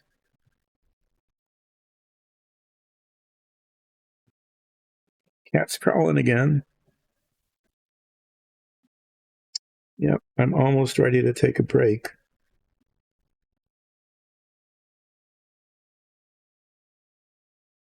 So that's not bad. I can do that to the other one. I need to come back. I need to do a little touch up there of the flesh color, and I need to do some light gray here. I'm going to get out the color I use for the hands,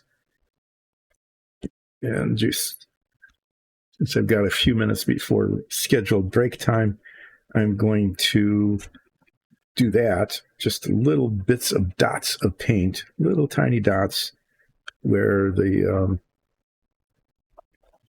black of the hilt, where I just touched it in the wrong spot. And there's just a couple of little spots like that. Hopefully I could get those done. And once those are done, I will take a break. So this knuckle right here.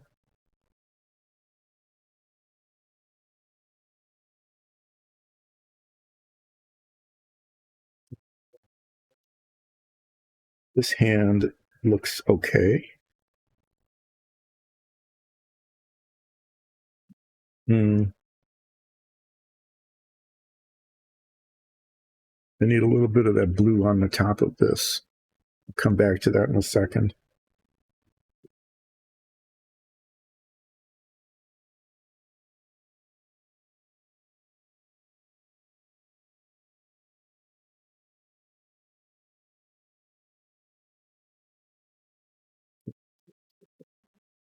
What I'm seeing is just right where the point of this armor comes down to the hand, because it didn't come down just quite far enough. And from a distance, you can't really see it, but with the head magnifiers on, from this angle, you can.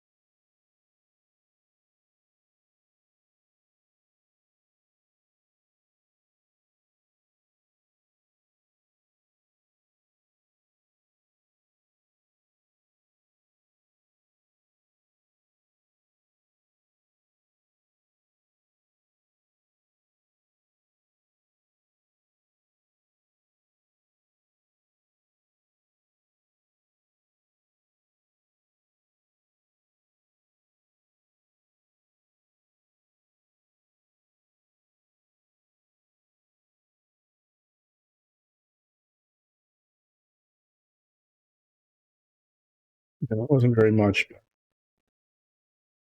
It looks better now. Once I have this color out again, I'm just going to make sure that there aren't any spots showing.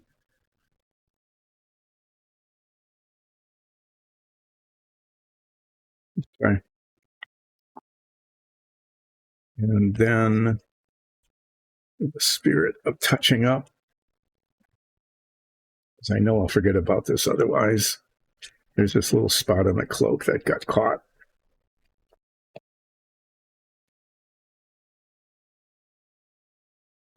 Here. Egg that need to touch up with this lighter gray color.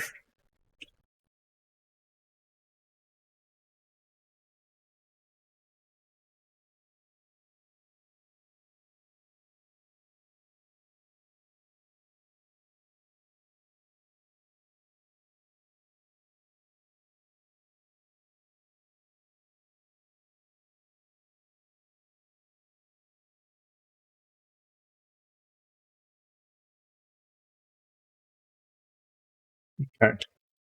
So when I come back, hopefully with a story of success, we'll see, in terms of finding the missing part. Base coated the medium blue is I'm going to do the same thing on the other one. Okay. And the skulls are very bright white, but those will be toned down significantly with the wash. So basically, the one on this side will look like the one on this side. That'll be the next step. And then I'll do the boots and then the cowl on the back, which will be painted kind of a dark red, which I can do on the one that isn't broken, but I can't do on the one that is because it's broken. So thanks so far for watching Not Relaxing Disasters with Dice and Dungeons. The disaster happened early in the stream today, and yeah, well, the disaster happened early in the stream today. What can I say? And I will be over break trying to find the part that I broke, and I'll be back in, I would say, usually I say 20 to 25 minutes, and it's always 30 to 35.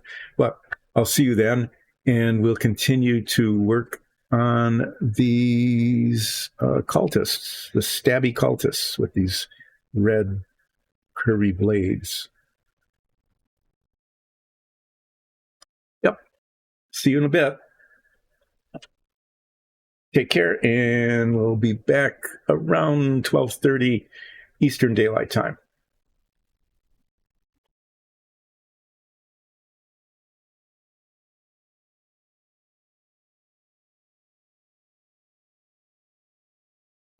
Well, during break, I crawled all over the floor, looked under the workbench, looked on all the shelves, shook out the paper towels, and I mean, I saw this thing flutter down.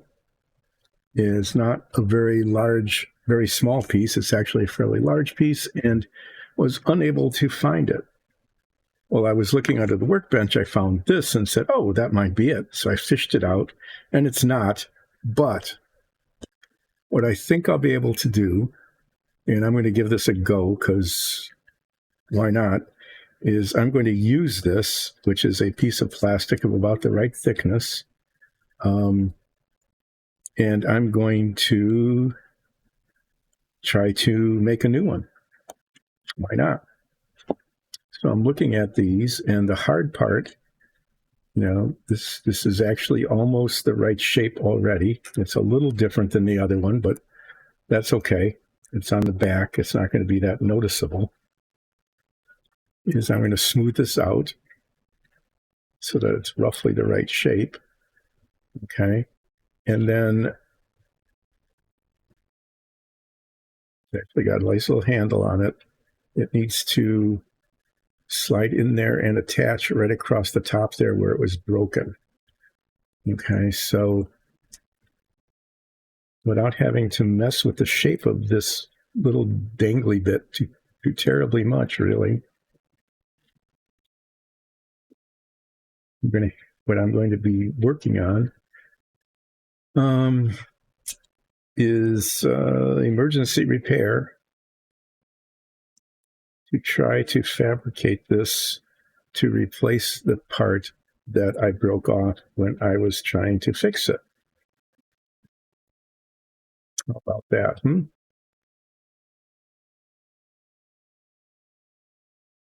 So take these off so I can see close up.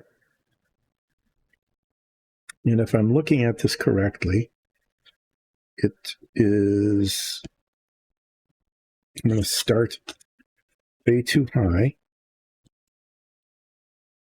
This is way too far up.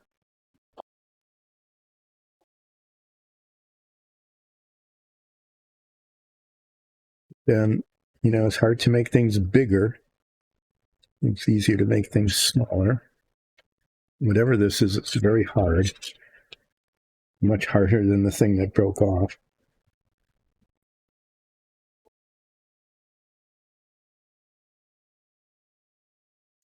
But this is okay. I've done this with swords before many times, but I've used toothpicks. This is going to be a little bit more difficult because I'm using this hard plastic.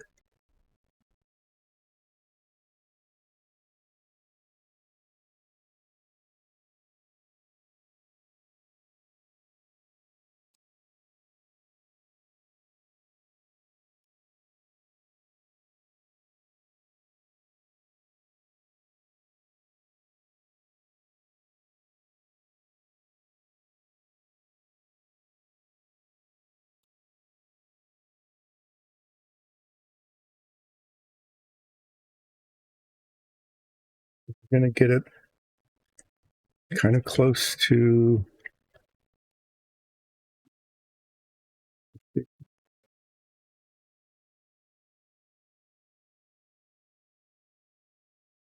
work from there. This is always this kind of stuff is always an interesting challenge.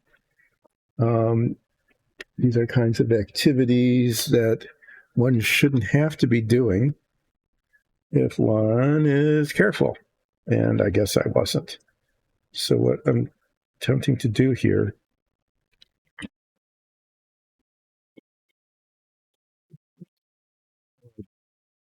I'm going to do this over the paint tray, because if I drop it, there's a chance that it'll get caught in one of these wells and not go flying too far off.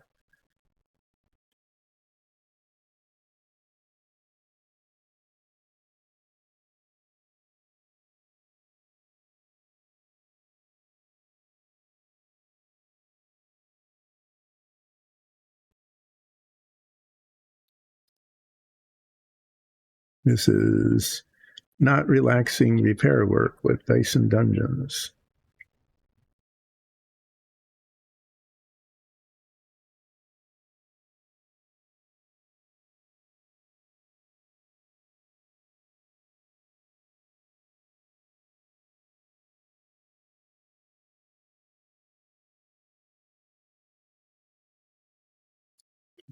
Needs to go right about there. So I need to take maybe a 1/16 of an inch yet off the top.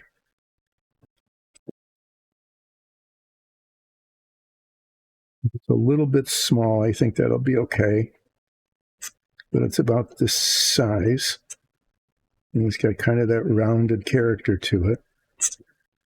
If there's a little bit of a gap, that might be okay. I think this is getting really close actually to being what I need. I mean, other than not being able to hang on to it, having it flop around, getting tools in the way.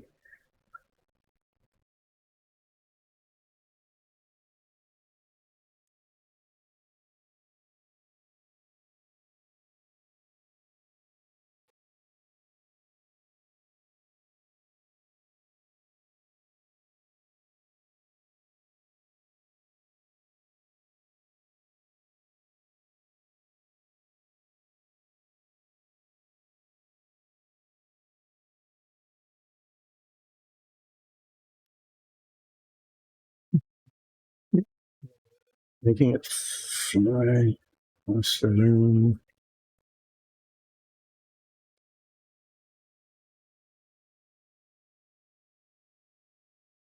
Okay, so it's still a little on the large side. That's good. And it gives me room to maneuver. If I can get that match up on top,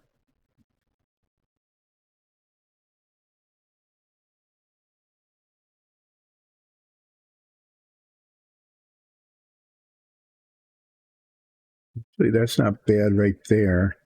I just need to make it smaller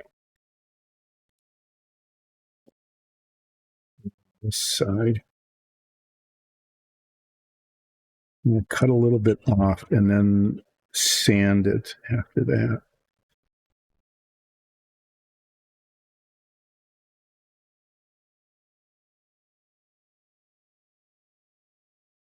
This is somewhat encouraging to think that I might be able to get something on here that kind of replaces what I broke off.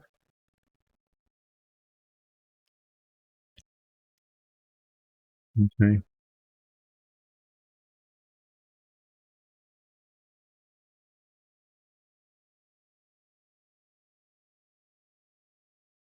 That's really close. I just need to take a little bit more off here.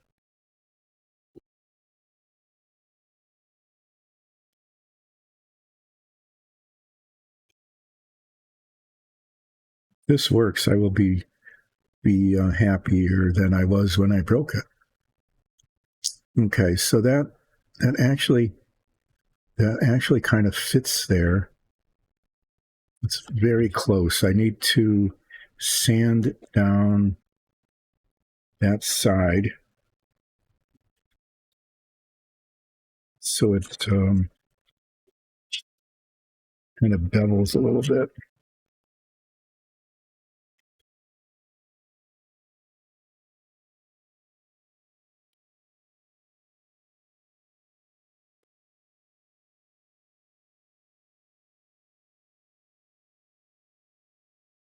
Yeah, this is emergency repairs with Dice and Dungeons, because I broke off this piece when I was attempting to get it to fit right.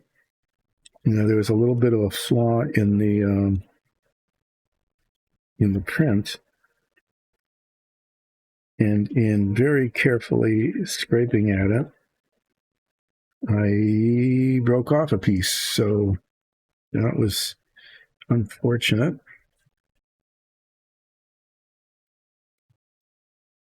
Sand it down on the back.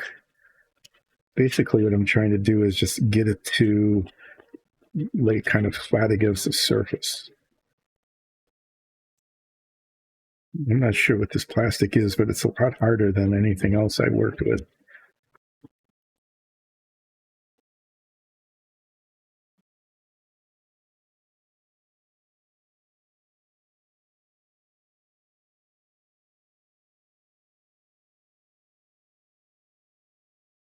You can see this is not a small piece. It's actually fairly large. So I am baffled as to why I wasn't able to find it.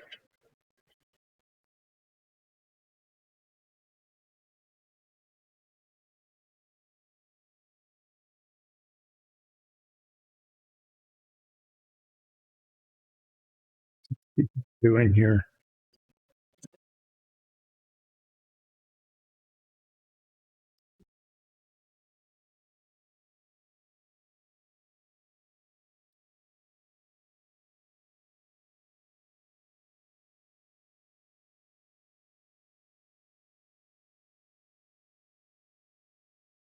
Right. Well, it's not a perfect match, but you know, after it's painted, I think it's going to look, it's not going to be bad if I can get it to attach like right there. So what I need to do is I am going to use contact cement. If I used epoxy, there's just no way I'm going to be able to hold that for as long as it needs to be held. But if I use the contact cement, it'll grab right away, but also give me a little bit of time to maneuver it. Maybe I can snatch victory from the jaws of defeat here today. Maybe. We will see.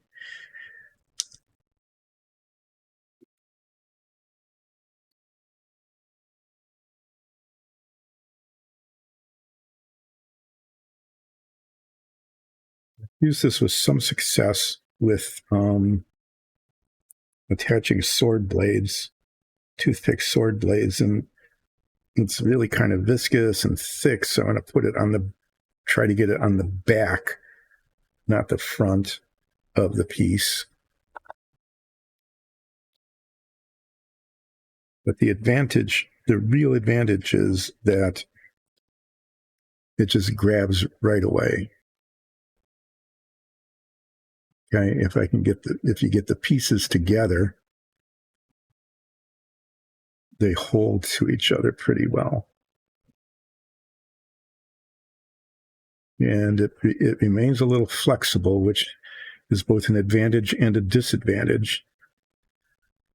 The remaining a little bit flexible means, that it might move around a little bit.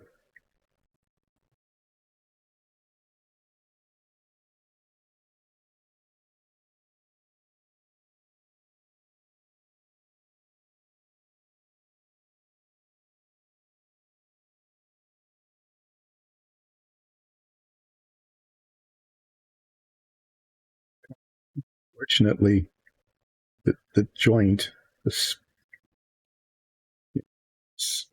two pieces join, is like behind something else. It's behind the dagger.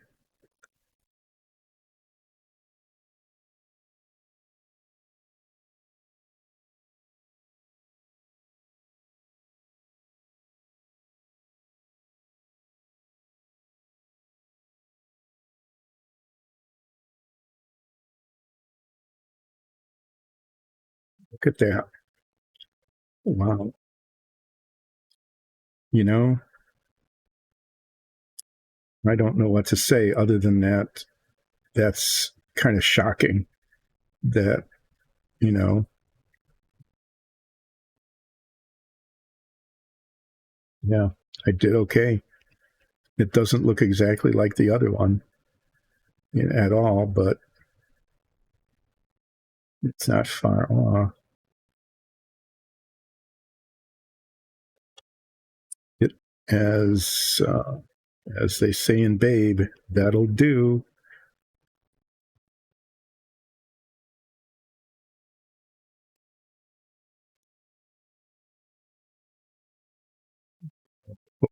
There's this tiny little bit of cement, of contact cement there.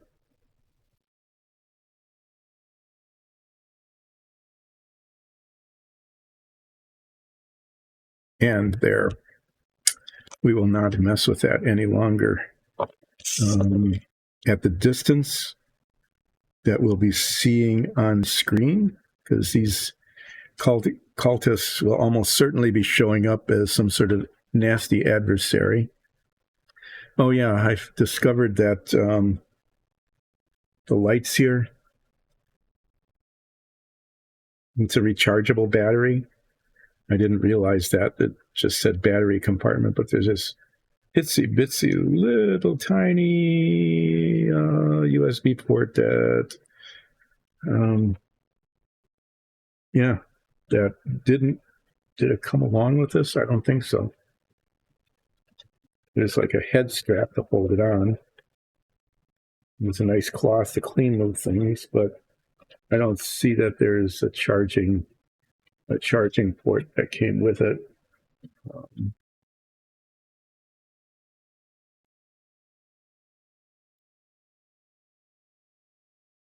A micro USB 2.0 charging cable that is not present.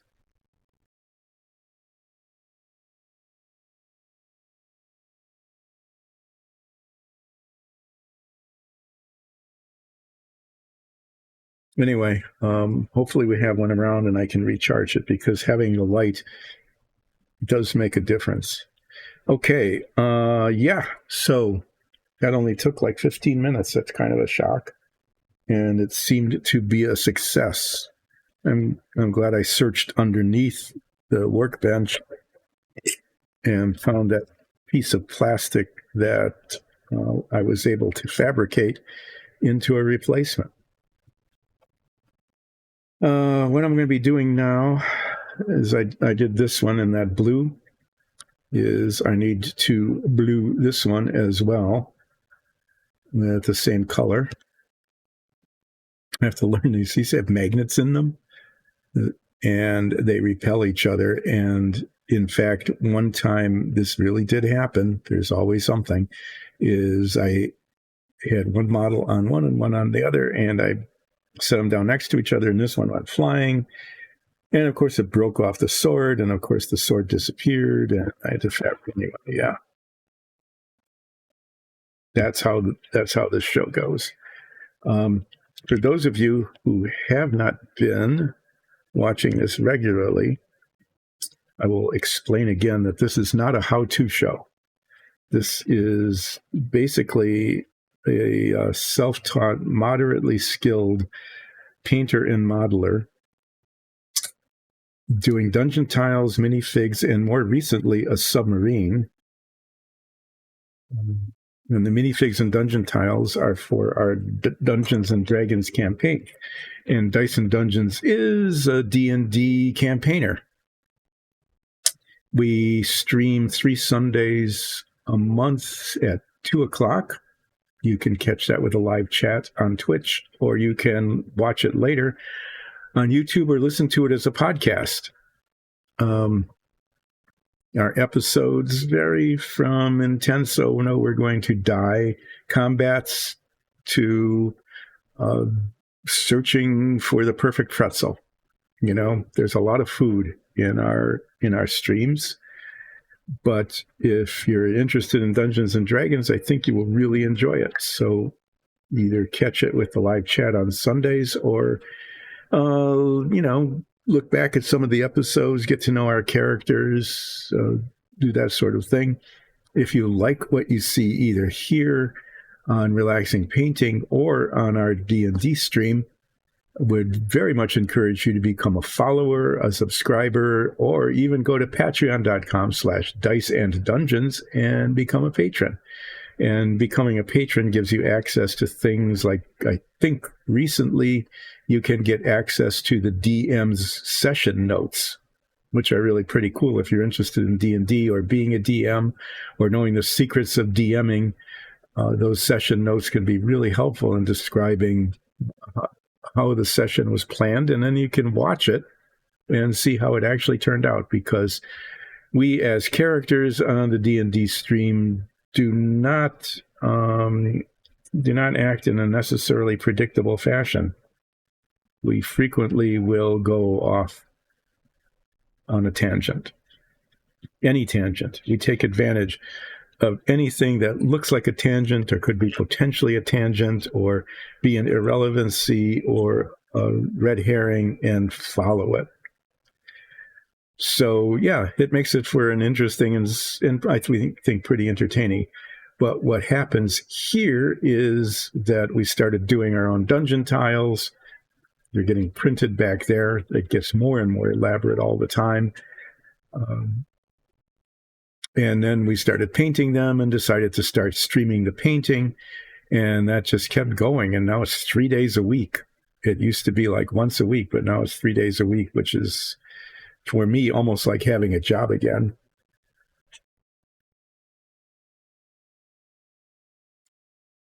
Like having a part-time job, but with no pay or benefits. Yeah, having a job, right? So, yeah. And so these minifigs that I'm painting now will actually show up in one of our D&D streams at some point. We believe we are encountering a group of cultists, potentially interplanar. We don't even know that. They could be really nasty. Interplanar cultists. And so I painted some before, and I've got these and a couple more to do probably on Monday. And also Muriel, who is a main side character. Occasionally run into characters who are recurring, like Coromonth or Muriel or the captain. And we have started putting together minifigs for them, and we finally are getting one from Muriel, who is one of our favorite NPCs. And we have been given hints that we may be, hopefully, finding her again. And so on Monday, I will likely be working on Muriel, but now I will magnify my head again without the light, which I've discovered is rechargeable. And I need to recharge, if I can find the right mini USB thing, after I'm done putting blue paint on this one.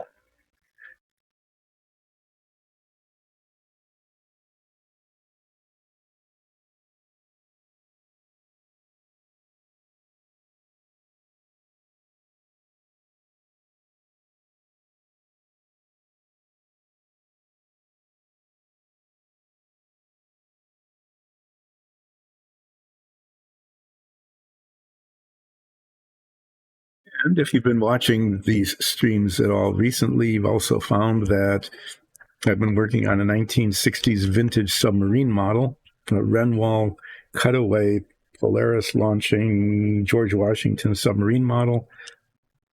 I built the original when I was in grade school and am now recreating that experience by these are actual vintage model kits, not reproductions.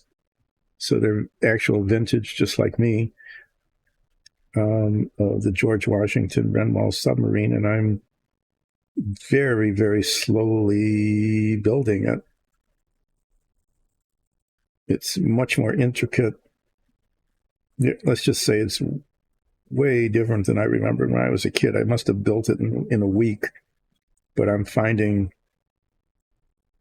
it very challenging because there's a lot of detail in the model that I don't remember even being there when I was younger.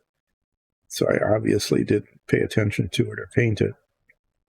But there's also a lot of flaws in the manufacture, in the injection molding. And so I've been having to spend a lot of time just shaping parts so that they fit.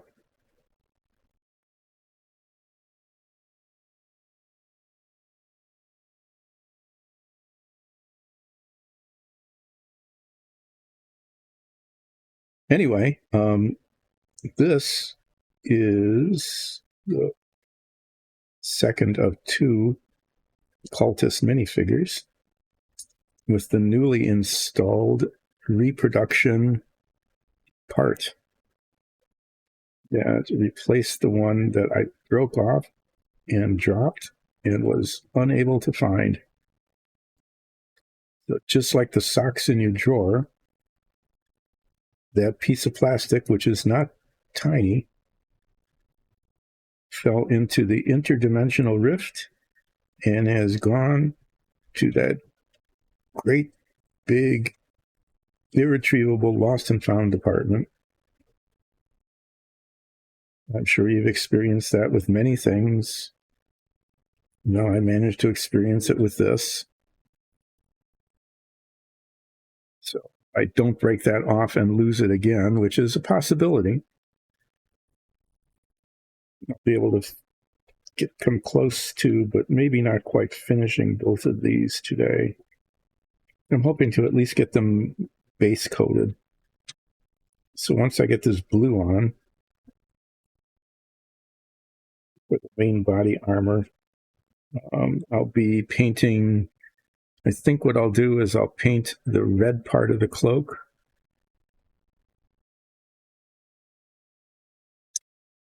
And then paint the dark gray part.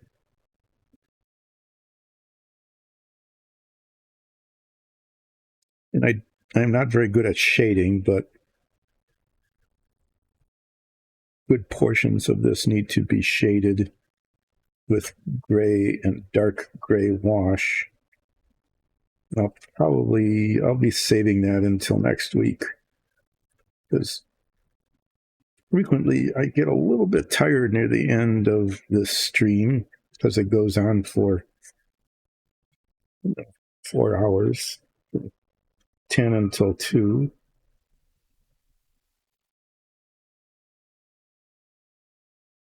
And the shading for this is going to be a little bit more intricate than just spreading. Yeah, see, that stuff like that happens. Okay. What happens is that I just move the brush from one area to the other and have to very carefully, not getting blue paint on parts of the skull that I wanted to stay white. I bumped it with the brush. Actually, I think that should have been blue and isn't.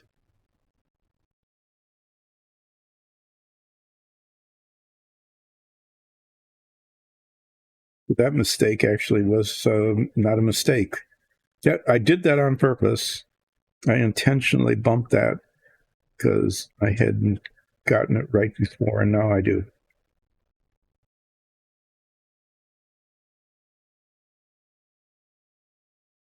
Okay, so I'll get that arm. Now we'll do the other arm.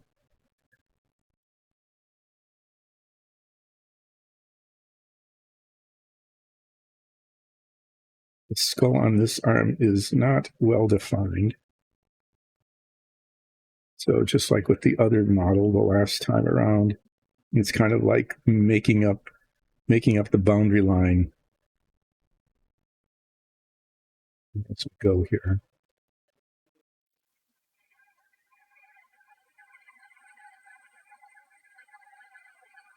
Just trying to make it look smooth and even.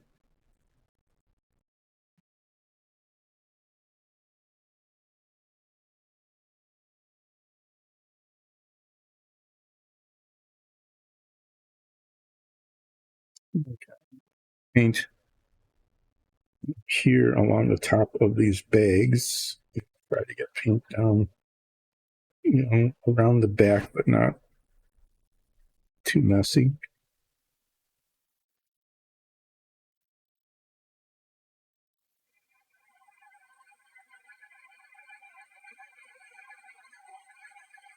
And then there's a skull embellishment here on the belt.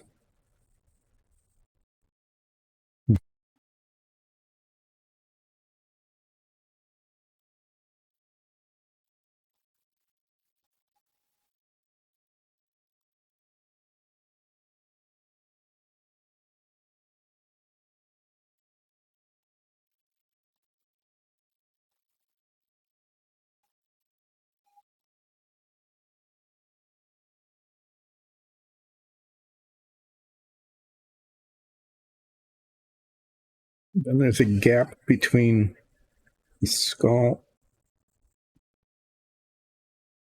bag. Kind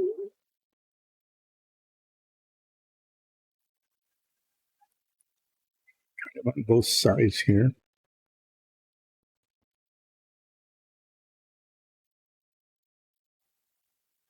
Yeah, just like with the other one, I got it a little too far, so I'm going to bring the white paint out again because the other one also had a little bit of an issue of right there getting some blue paint on parts of the skull that I didn't want blue. So I'll just do a tiny little bit of touch up on that at some point in the future.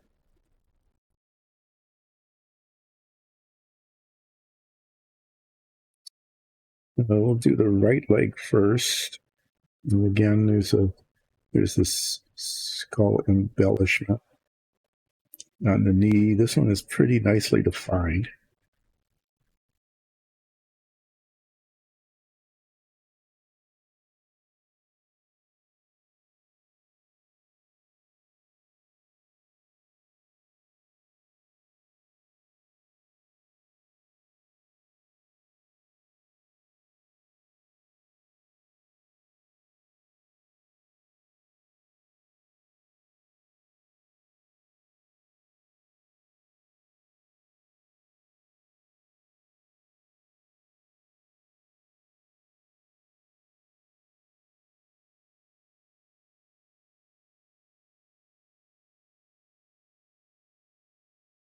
I'm being quiet as I am attempting to get the paint in the correct.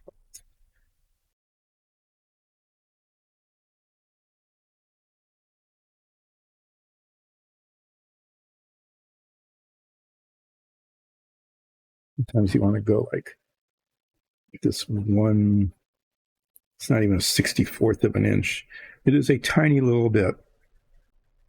You want to get a paint in, and sometimes that works, and sometimes the brush slips and it just goes badly. But that time, not too good.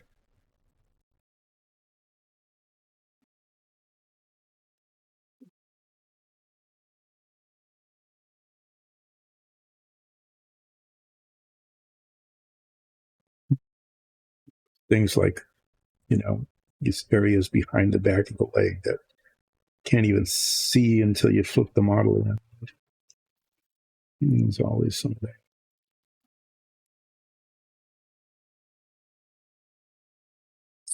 And then the left leg, the skull on this leg is not quite as well defined.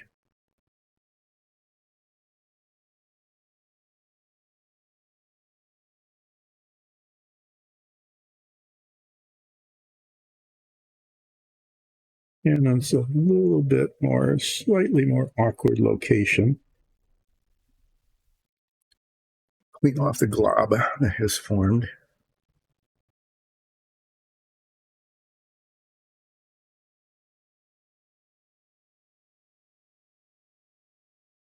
Other model, the other one of the two cultists. This is where I got paint all over the back of the cloak.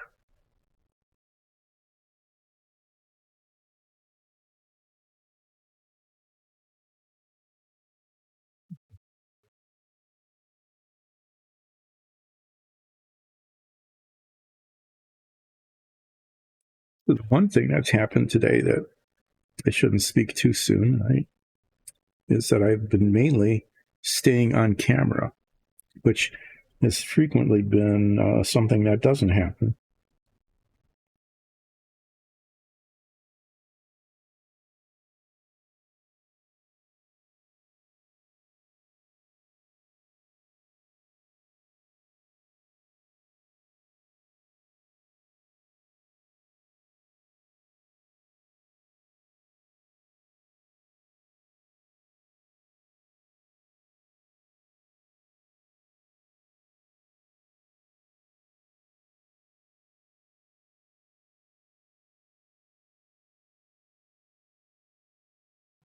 Inside the shin here and the side of the skull embellishment.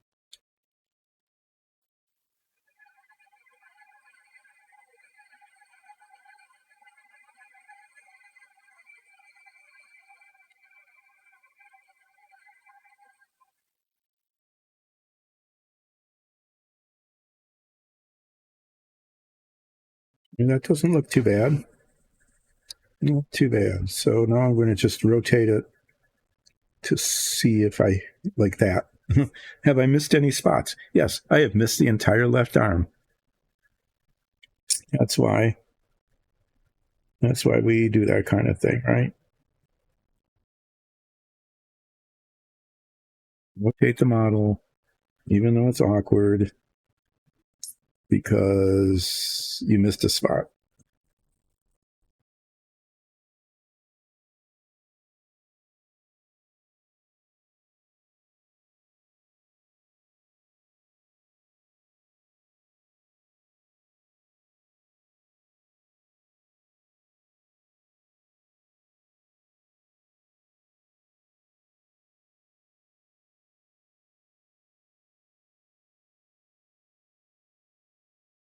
Usually when I do that, I find that there's just a little spot that I missed somewhere, like around the back of the knee, maybe, or a place that was just hard to see. But sometimes it's like, oh, yeah, look, there's a whole nother arm. Maybe I should do that too.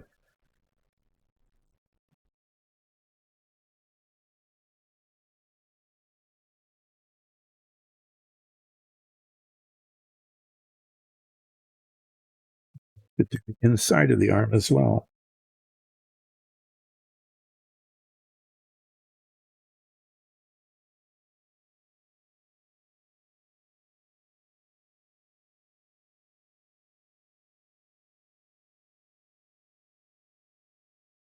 After I'm done with this blue bit,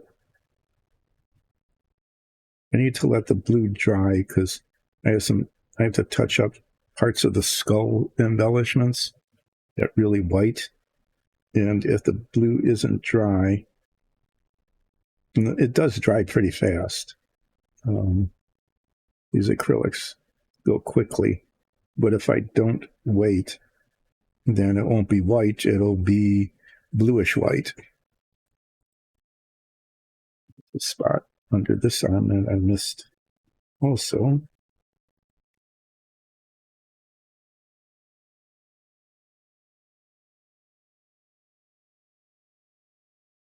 And that skull has a really pointy chin, and that shouldn't be. Let's round that off.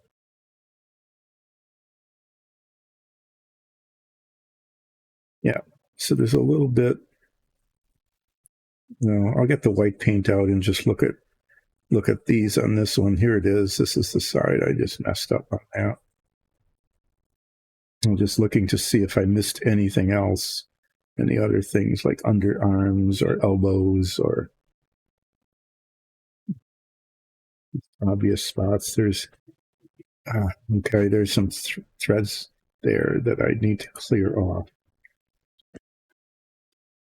Another one of those little support structure things from the. We'll see if I can break off another part of the cloak. Let's see what I can do with this one. It's really kind of hard to see, but it's behind the leg here, and there's this filament. There, it came off.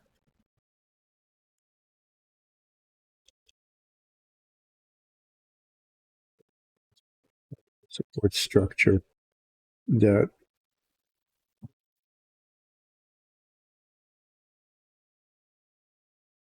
kind of stuck. And what we've got here is it's a little bit of a flaw now in the paint, and that's going to show right there. So I'm going to get out this. There's no wet paint there, so I'm just going to get out the gray paint.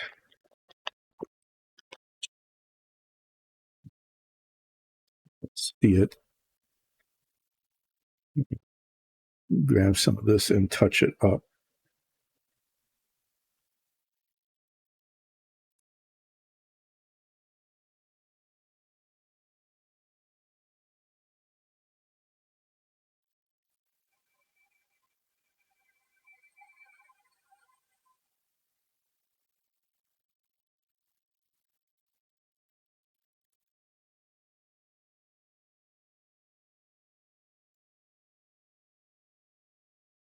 Doing this. You're never going to see this on screen. I mean, just absolutely not, because it's under the bottom of the knee. There's a little bit there that should be blue that is still white. So as I'm messing around with this, I'll just fix that. I happen to see it because of the angle of the touch up that I just did with the gray. There. I knew it was there, and now it is gone. Okay, so the next part I'm going to do is let's see what's left. What's left is the cloak, and the cloak has two colors on it. Dark red around the hood and the cowl, and then a darker gray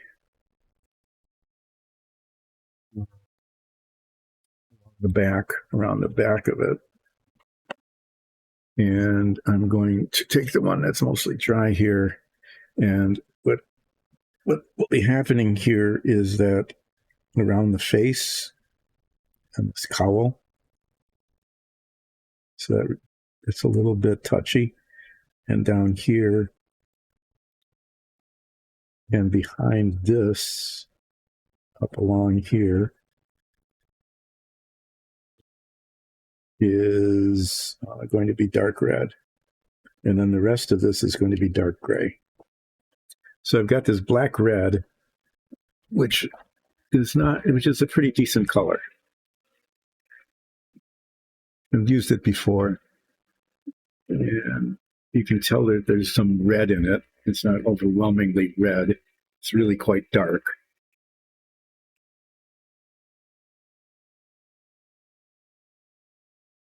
But the rest of this is all gray and blue.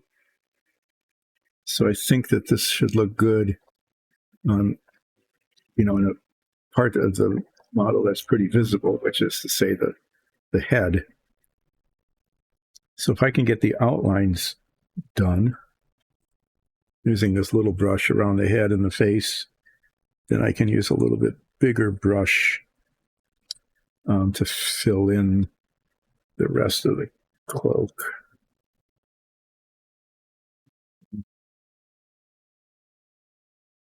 This is a little touchy because the cowl goes down kind of far along the face. One of those things where if the cowl isn't painted deep enough, then it looks like the face color is going up onto the cowl and vice versa. So we want to, not have to go back and forth too much on this. So I'll see what I can do.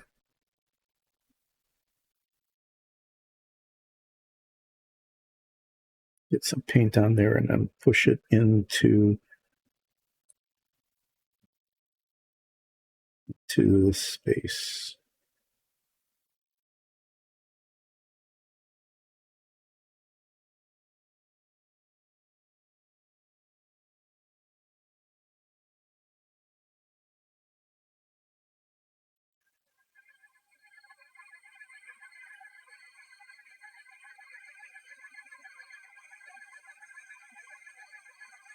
Not the friendliest angles here.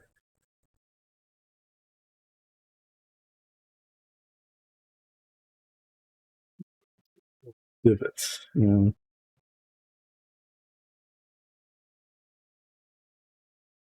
not too bad. Let's see what I can do around the top of the head.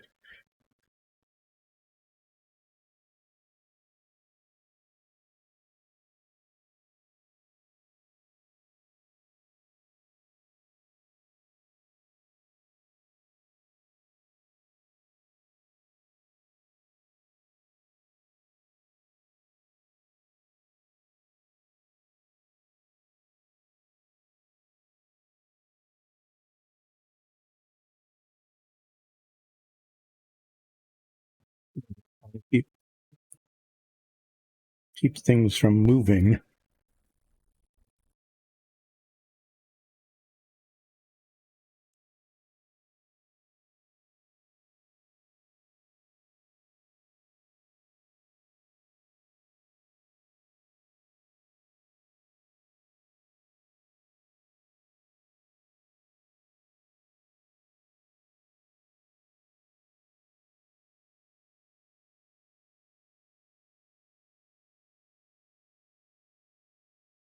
Yeah, it's still sort of on camera, but I know it's a long way away and my head is in the way, but it's the only way I can hold this steady enough to have the slightest chance of being able to make this work.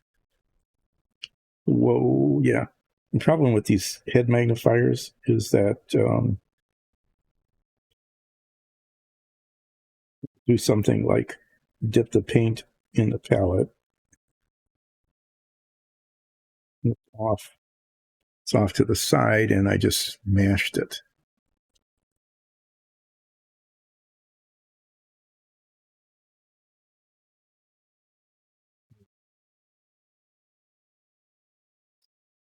I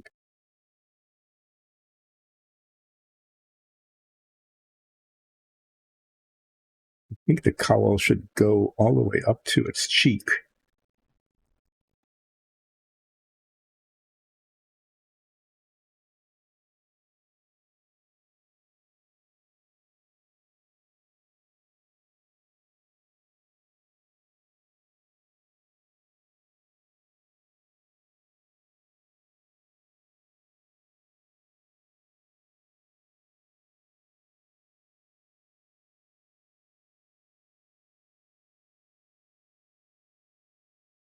Hitting this line right along its face is I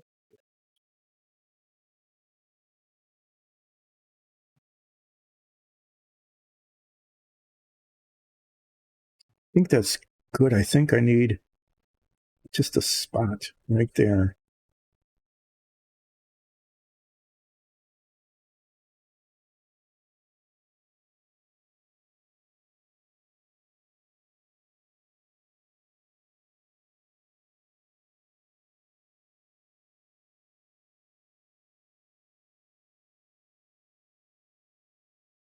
Line try to touch up a little bit, but I think at a distance that's going to look okay.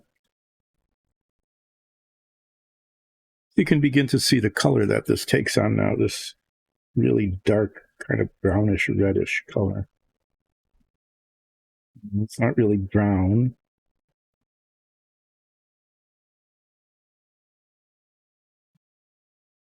Clearly some red in it.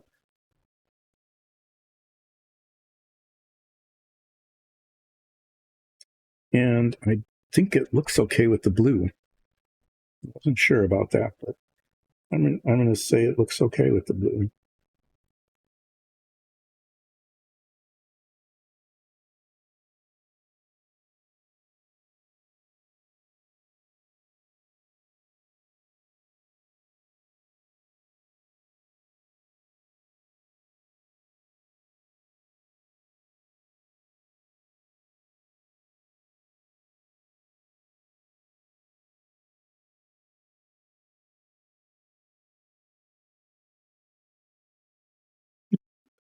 Pretty slowly because all these boundary issues here.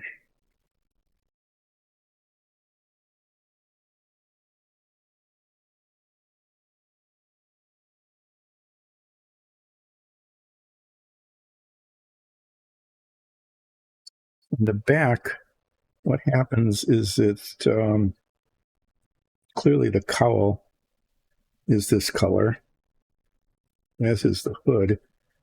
But what isn't clear is where, and it's clear that it's here, okay? But between here and here, there's a good deal of ambiguity. And so I am going to say that it is there. That's where it curves around.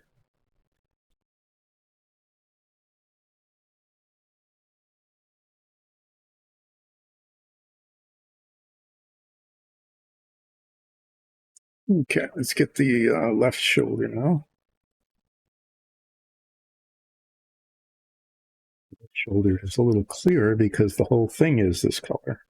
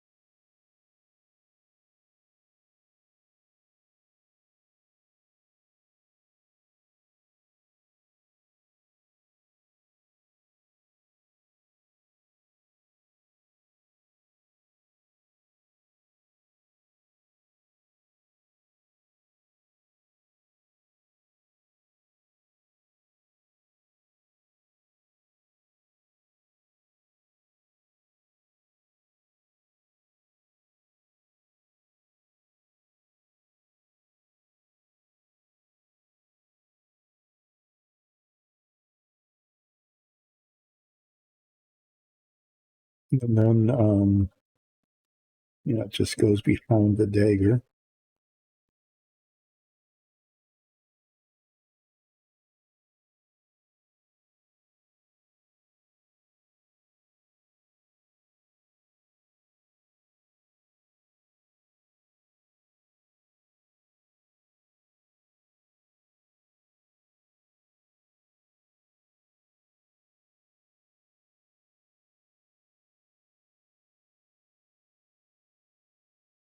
Use a little brush to get it behind the dagger. And I'm going to finish this off with a slightly larger brush because there's a fairly big surface area.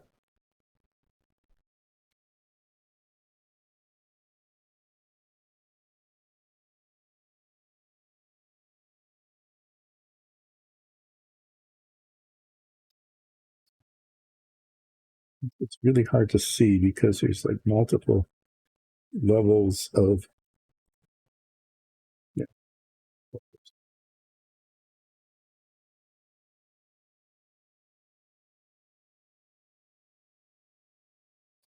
there that I think that's part of the hilt. I need to try to get a little spot of black paint in there. I'll have to remember to do that. Let me finish this off.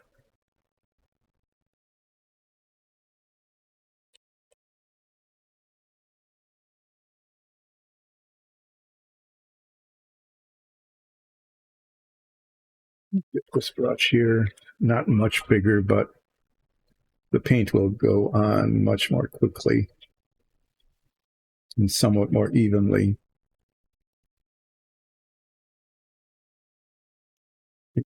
Even though this is a fairly small brush, it's got like 10 times as much bristle surface area as that little detail brush.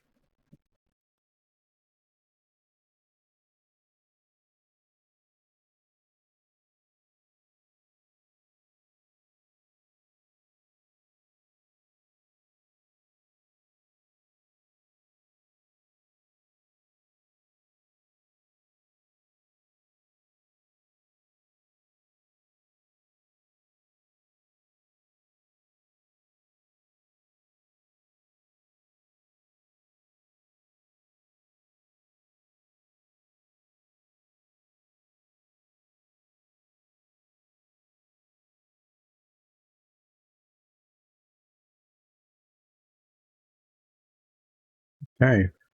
And then we'll put a little wash on that later to get it to look streaky.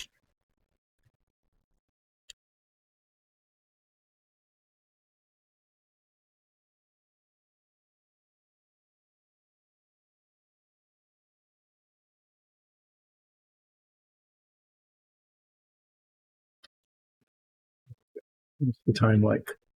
Got a half hour. So with that, I'm going to do the same thing to the other one. Is paint the cowl around the face, and just like I just did, except do it on this one that isn't painted yet.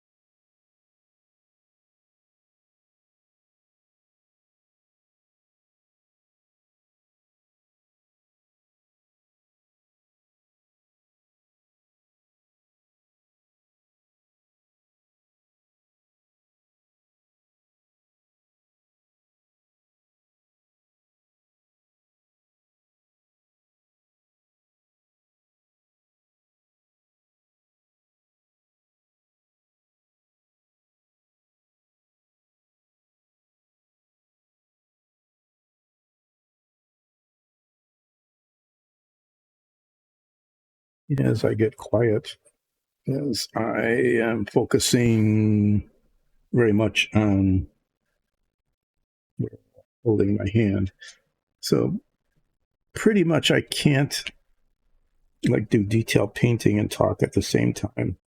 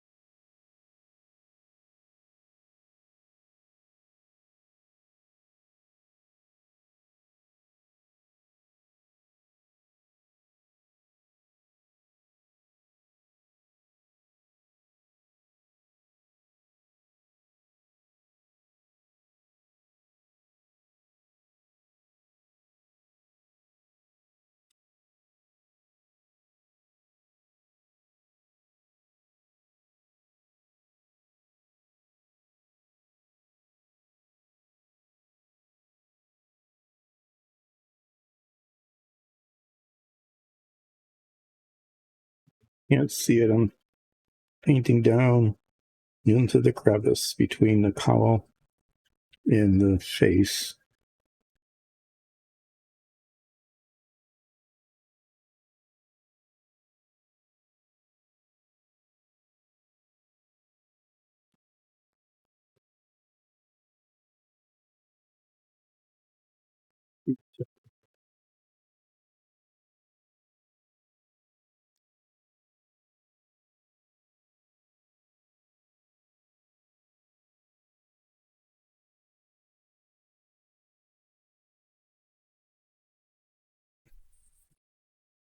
Yeah, it's the same thing that happened the last time as it needs to go much deeper in.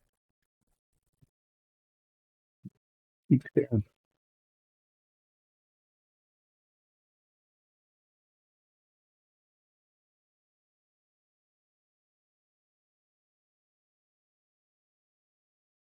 And like that, that's pretty good. And then we'll just paint along the edge here, along the top of the skull.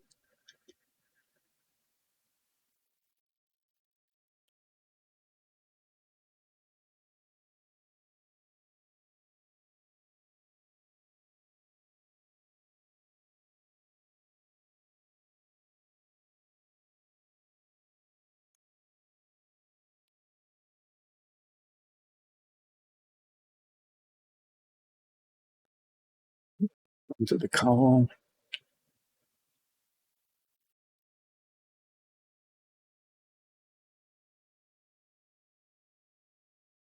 Need to get under the edge of it just a little bit, especially on the left shoulder here.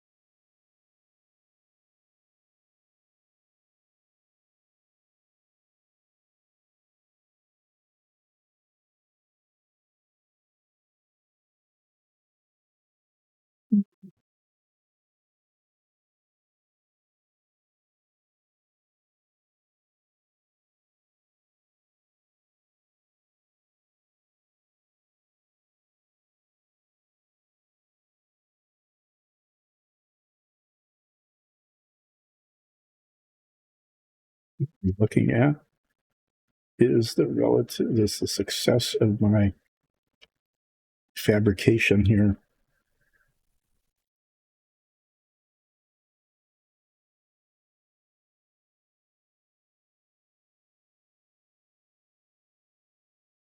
There's a bit that I put together and cemented on. And to say I am quite happy with how that turned out.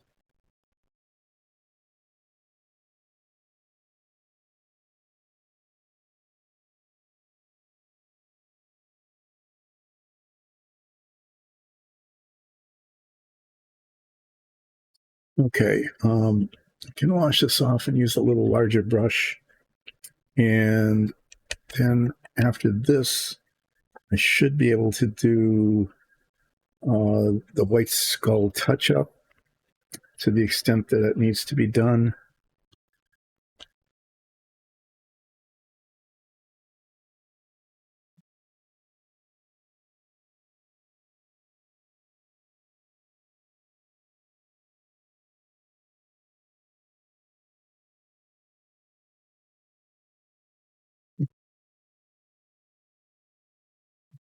If this dries, and I'm not sure it will enough, if this red were to get dry enough, I might, after I do the touch up of the white skull and the flesh color,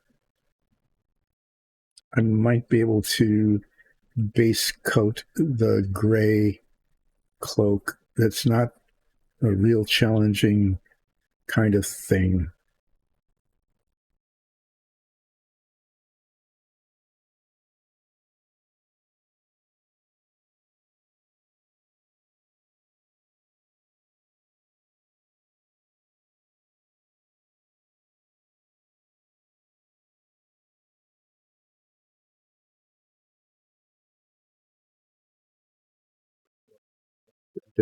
totally miss something. Sometimes it's a little bit hard, and I've mentioned this before, when the paint is wet, it's shiny and reflects light, and you can't tell if it's a spot that got missed or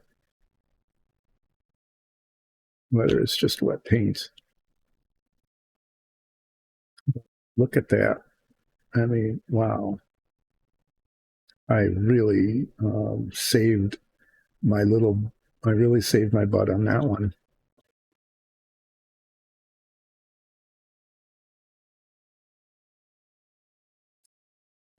Right. I'm just going to paint this. I thought that might be.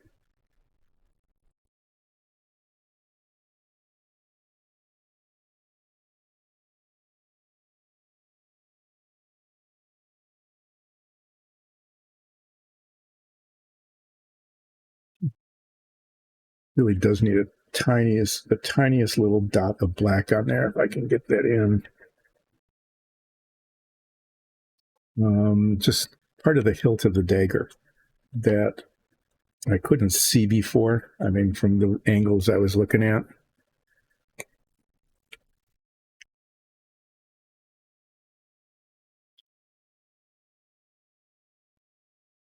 And you can't really, I mean, you have to look at it from way back here.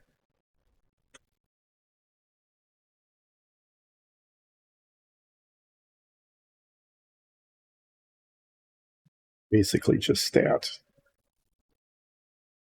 A little bit on the blade. So I'll touch that up in a little bit. So I want to get this pretty clean now. I'm going to be using the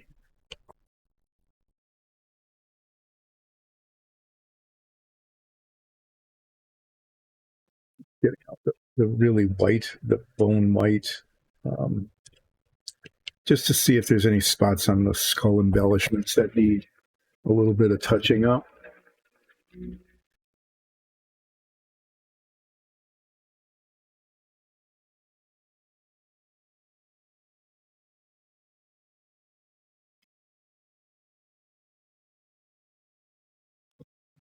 I'm looking around at them, just checking. Maybe there's a little spot here, okay, where it's a little ragged. You just put that on there. There's some spots on this one. Well, we never got paint in them. Indentations.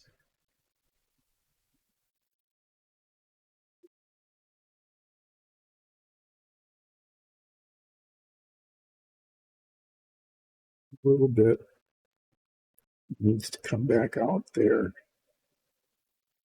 just like that.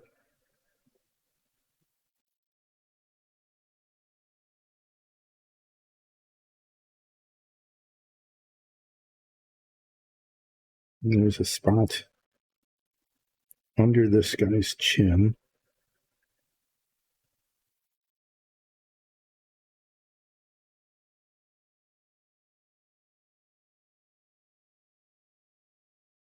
Yeah, I'll say this one's okay. Let's take a look at this one.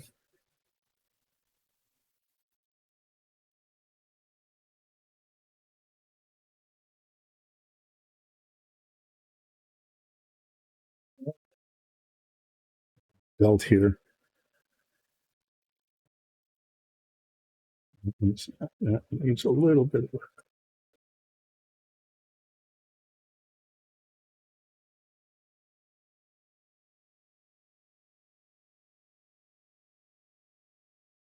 Okay.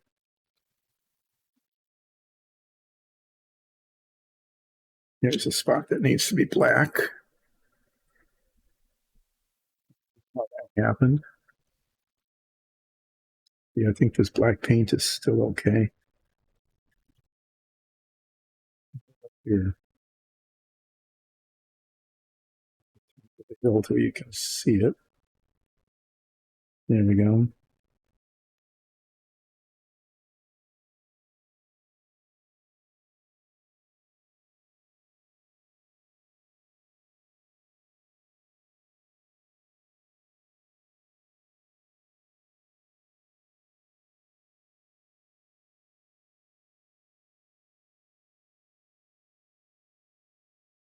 Since I've got the black paint out, I'm just checking both of them.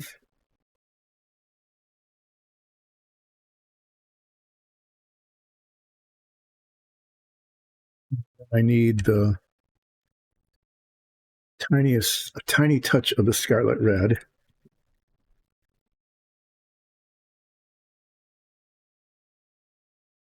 Newly,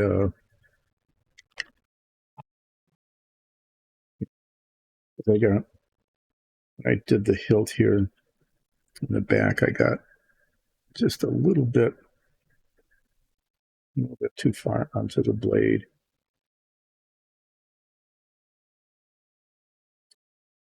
I'm doing this touch up while I'm waiting for that dark red to dry so that I can do the final color of the base coat, which is the dark gray, which goes on the parts that aren't painted yet. Right? Oh, remember, don't put them next to each other.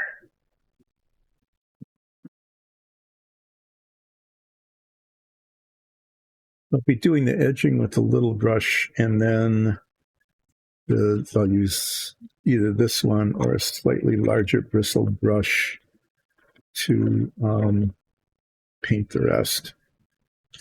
And what I'll be using for this is the dark gray. Get some really cold coffee here.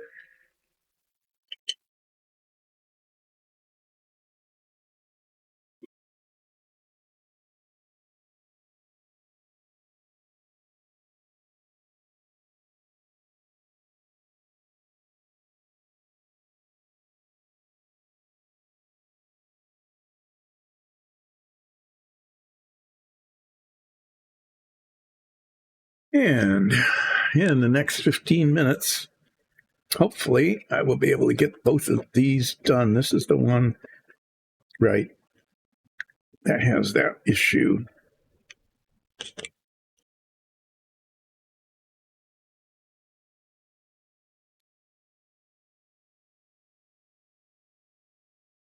Now, let's see. This one is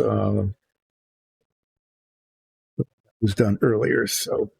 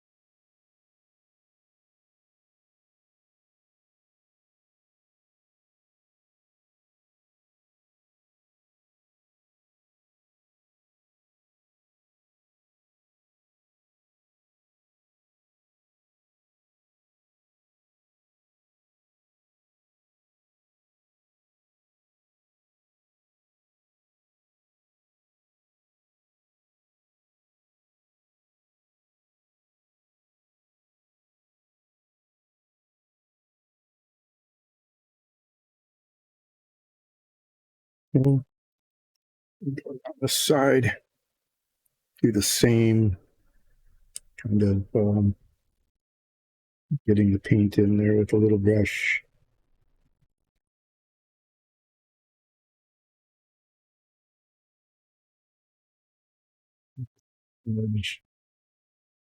I think I might as well do I think I'll do the boots with this little brush too. I don't know.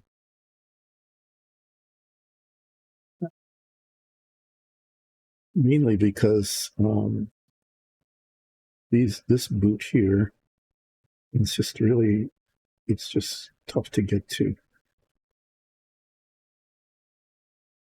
There's not much of it, but There, we'll just do it that way.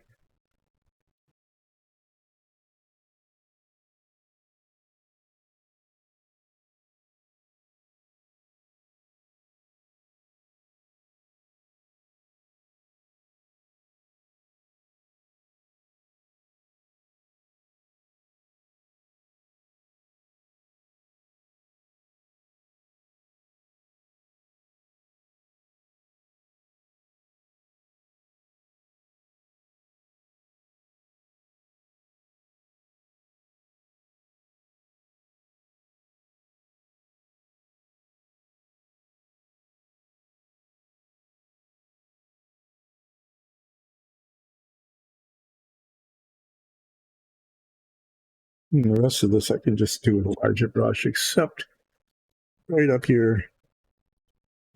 If I used a larger brush, it would be bad.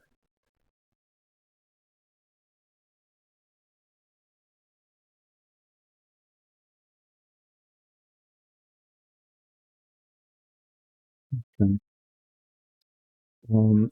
To clean this anyways. I was going to continue with the other one, but since I have to clean it anyway, I'm just going to clean it anyway and get out a larger brush and finish this cloak.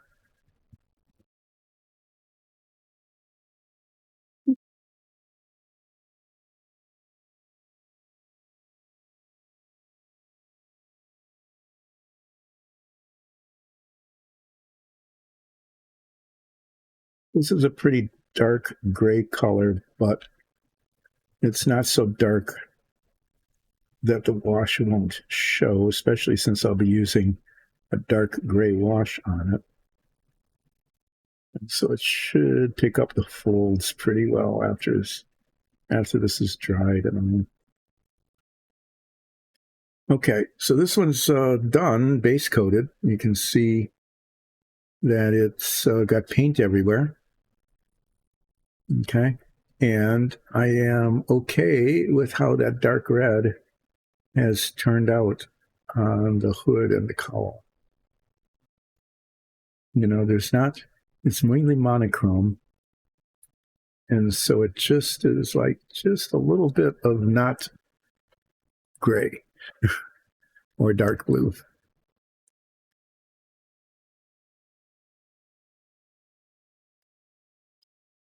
Get out the little brush again. And what I'll be doing is just, doing the outline thing, right?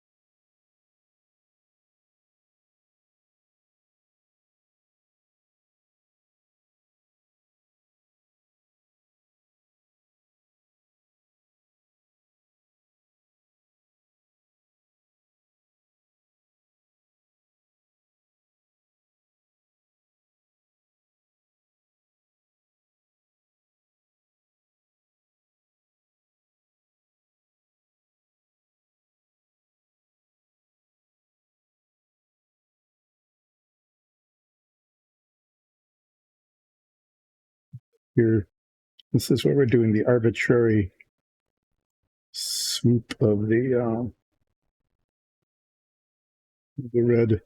red part of the cape.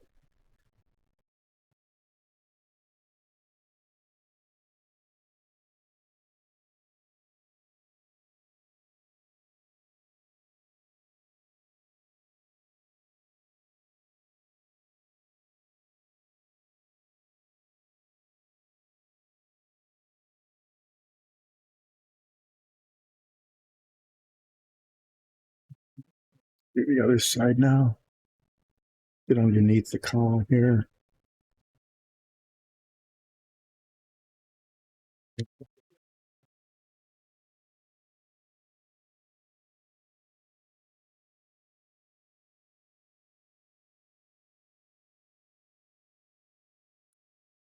leg cramp. Go down the side, and then the boots.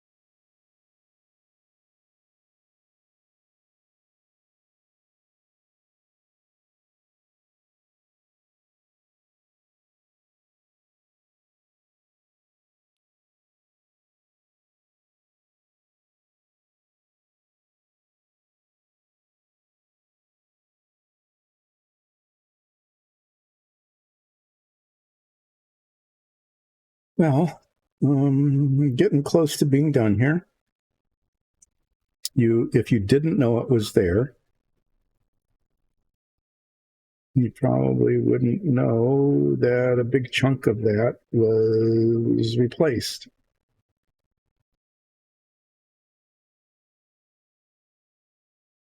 It's the kind of thing where, somebody's going to come down and go, oh, this looks like something. What is it? As they just pick it up off the floor as they walk by. That was the piece that broke off, right? But as it is now, especially when you see it on screen, and after a little wash is put on, you're not going to be able to tell that, in fact, that is a replacement part. Nope, you can't. But I am declaring it a success. A successful. I'm going to clean that off in.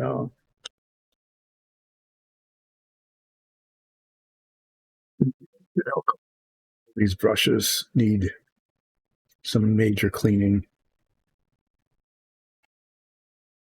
Do that after the stream is ended. You don't need to watch me cleaning brushes necessarily.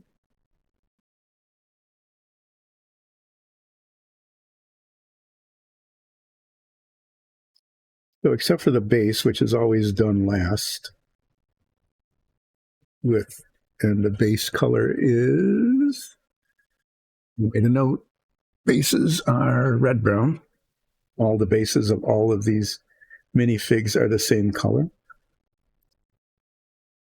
which I sometimes couldn't remember, but now I wrote it down. It is red-brown. So after these are shaded as well as I am able to do them, I'll be doing that. So as far as the shading goes, I'll be using a plain gray, a very light gray, because I want these to stand out but not be quite so bright white. I'll be using a very light gray wash on the face, hands, and skull embellishments. And I'll be using a dark gray on everything else. Okay. And once this dries, it'll be less shiny. It'll look more like this. And this will be less shiny too once that dries.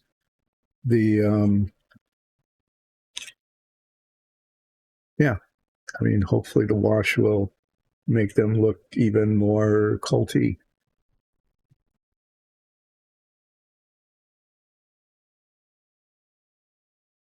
Yeah, I don't see any obvious places that I've missed, so that's good. Sometimes there are just obvious flaws. So let me take these off and take them upstairs to recharge them if I can find the right USB thing. And you will get, in fact, you will not be able to avoid watching the clean brushes as I wrap up. Oh my. I'll clean this some other time. The tops of these bottles will sometimes, the paint will accumulate on them because it gets into the bottle cap and then drips down along the edges a little bit, and then it builds up along the rim. Oh, what the heck. Let's just clean it off now.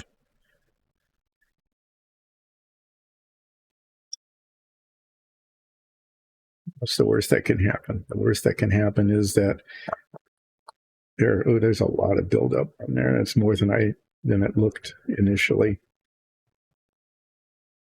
That's sometimes how these large bottles of paint are really great for painting dungeon tiles, because you go through a lot of paint. There's a lot of surface area. If you're just painting minis, it's kind of silly to have that much paint. But we used a fair number of these colors in quantity on the dungeon tiles. Anyway, if the paint builds up on the rim like that, it will keep it from sealing, and then your paint will start evaporating and the consistency will change in a not very helpful way. And then, then the money you save by buying the big bottle turns into a waste. So it's good that I cleaned that, because it was, it was really a lot of buildup on there. Usually after doing this, you'll also find that the bottle caps screw on a lot more easily too, because you're not fighting against the paint in the threads. Anyway, I'm going to talk a little bit about Dice and Dungeons as I do cleanup here. Cleaned that up. This paper towel is now done. And this is some denatured alcohol in a jar. And I'm just going to more thoroughly clean some of these brushes that have been used today. So, you want a close up? Okay. Here we go. I know the white really jumps out, doesn't it? Kind of in a not necessarily helpful way. But after I put the wash on them, they'll be toned down quite a lot. I think the dark red kind of came out okay. They're like, it's like Star Wars Imperial Guard color, right?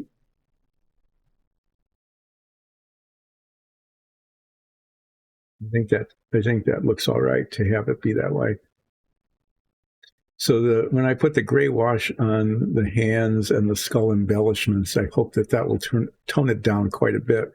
If it doesn't, then I might use something a little darker. And then the dark gray wash will go on the rest of this. Not very heavy. I just wanted to be able to pick up like the folds and the cape and reduce the monochronicity of the model. And the other one won't surprise you. Looks very much the same, because it's the same model. The only difference is that back here, and you can see there's a little bit of, some of the ridges from the other side show through. There's a little bit of texture difference, but for the most part, you can't tell that I broke that piece off and lost it. The paint's still wet, so you get gloss differences. So those are base coated. Whoa. And we'll set those aside. And on Monday, I will be trying to do some shading on them using different washes to make them look a little bit less monochromatic and lifeless. And then I will either be working on 2 other cultists that are very similar to, actually, they're the same model as 2 I painted before, or I might start on Muriel if we can agree on the color scheme.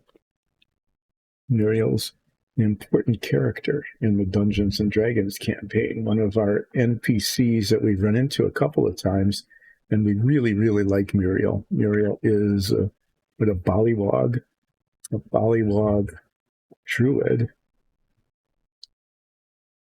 makes excellent curries. We discovered that. And since Midnight Brunch, our DnD party, isn't that a great name? Midnight Brunch.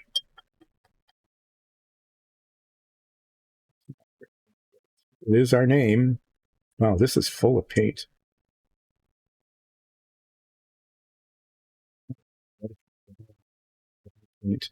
Midnight Brunch very much attends to their food. There's a lot of food involved in our D&D campaign. Muriel makes excellent curry, and we became really close friends in some of our early episodes when we were in the sewers earlier. And we're going back in the sewers, and maybe we'll find Muriel.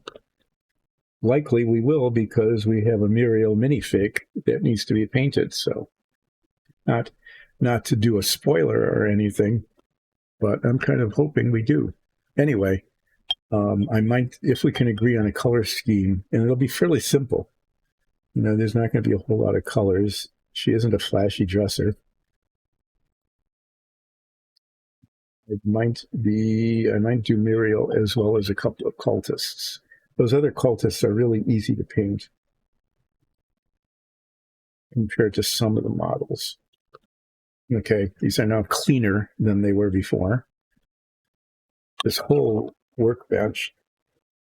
So, you know, if this were a to-do show, I would be saying things like, make sure that you keep your workbench clear.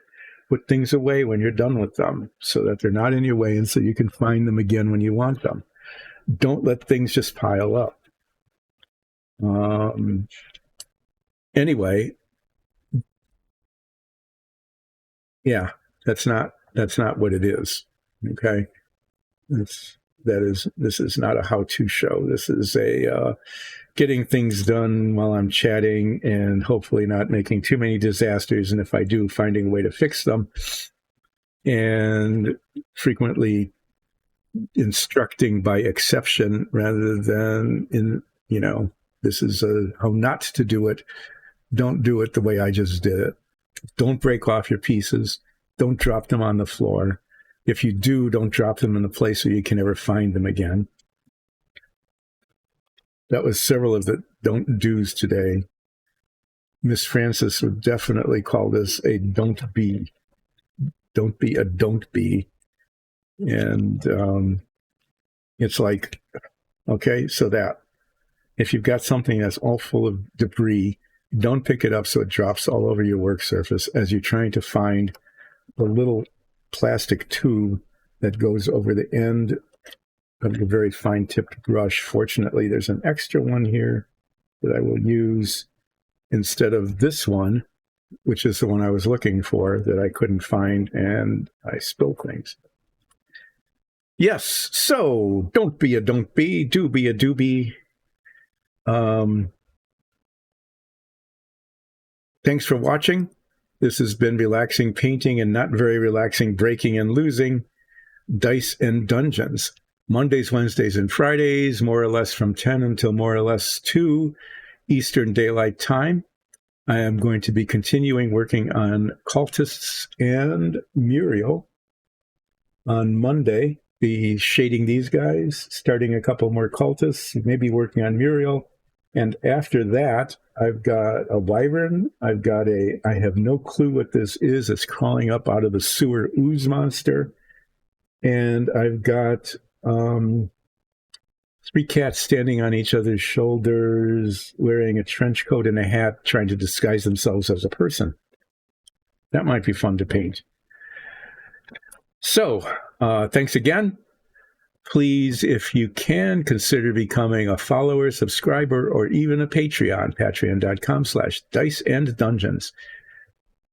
Excuse me, and we will see you Monday, more or less at 10, as I continue to do some more painting. Thanks again.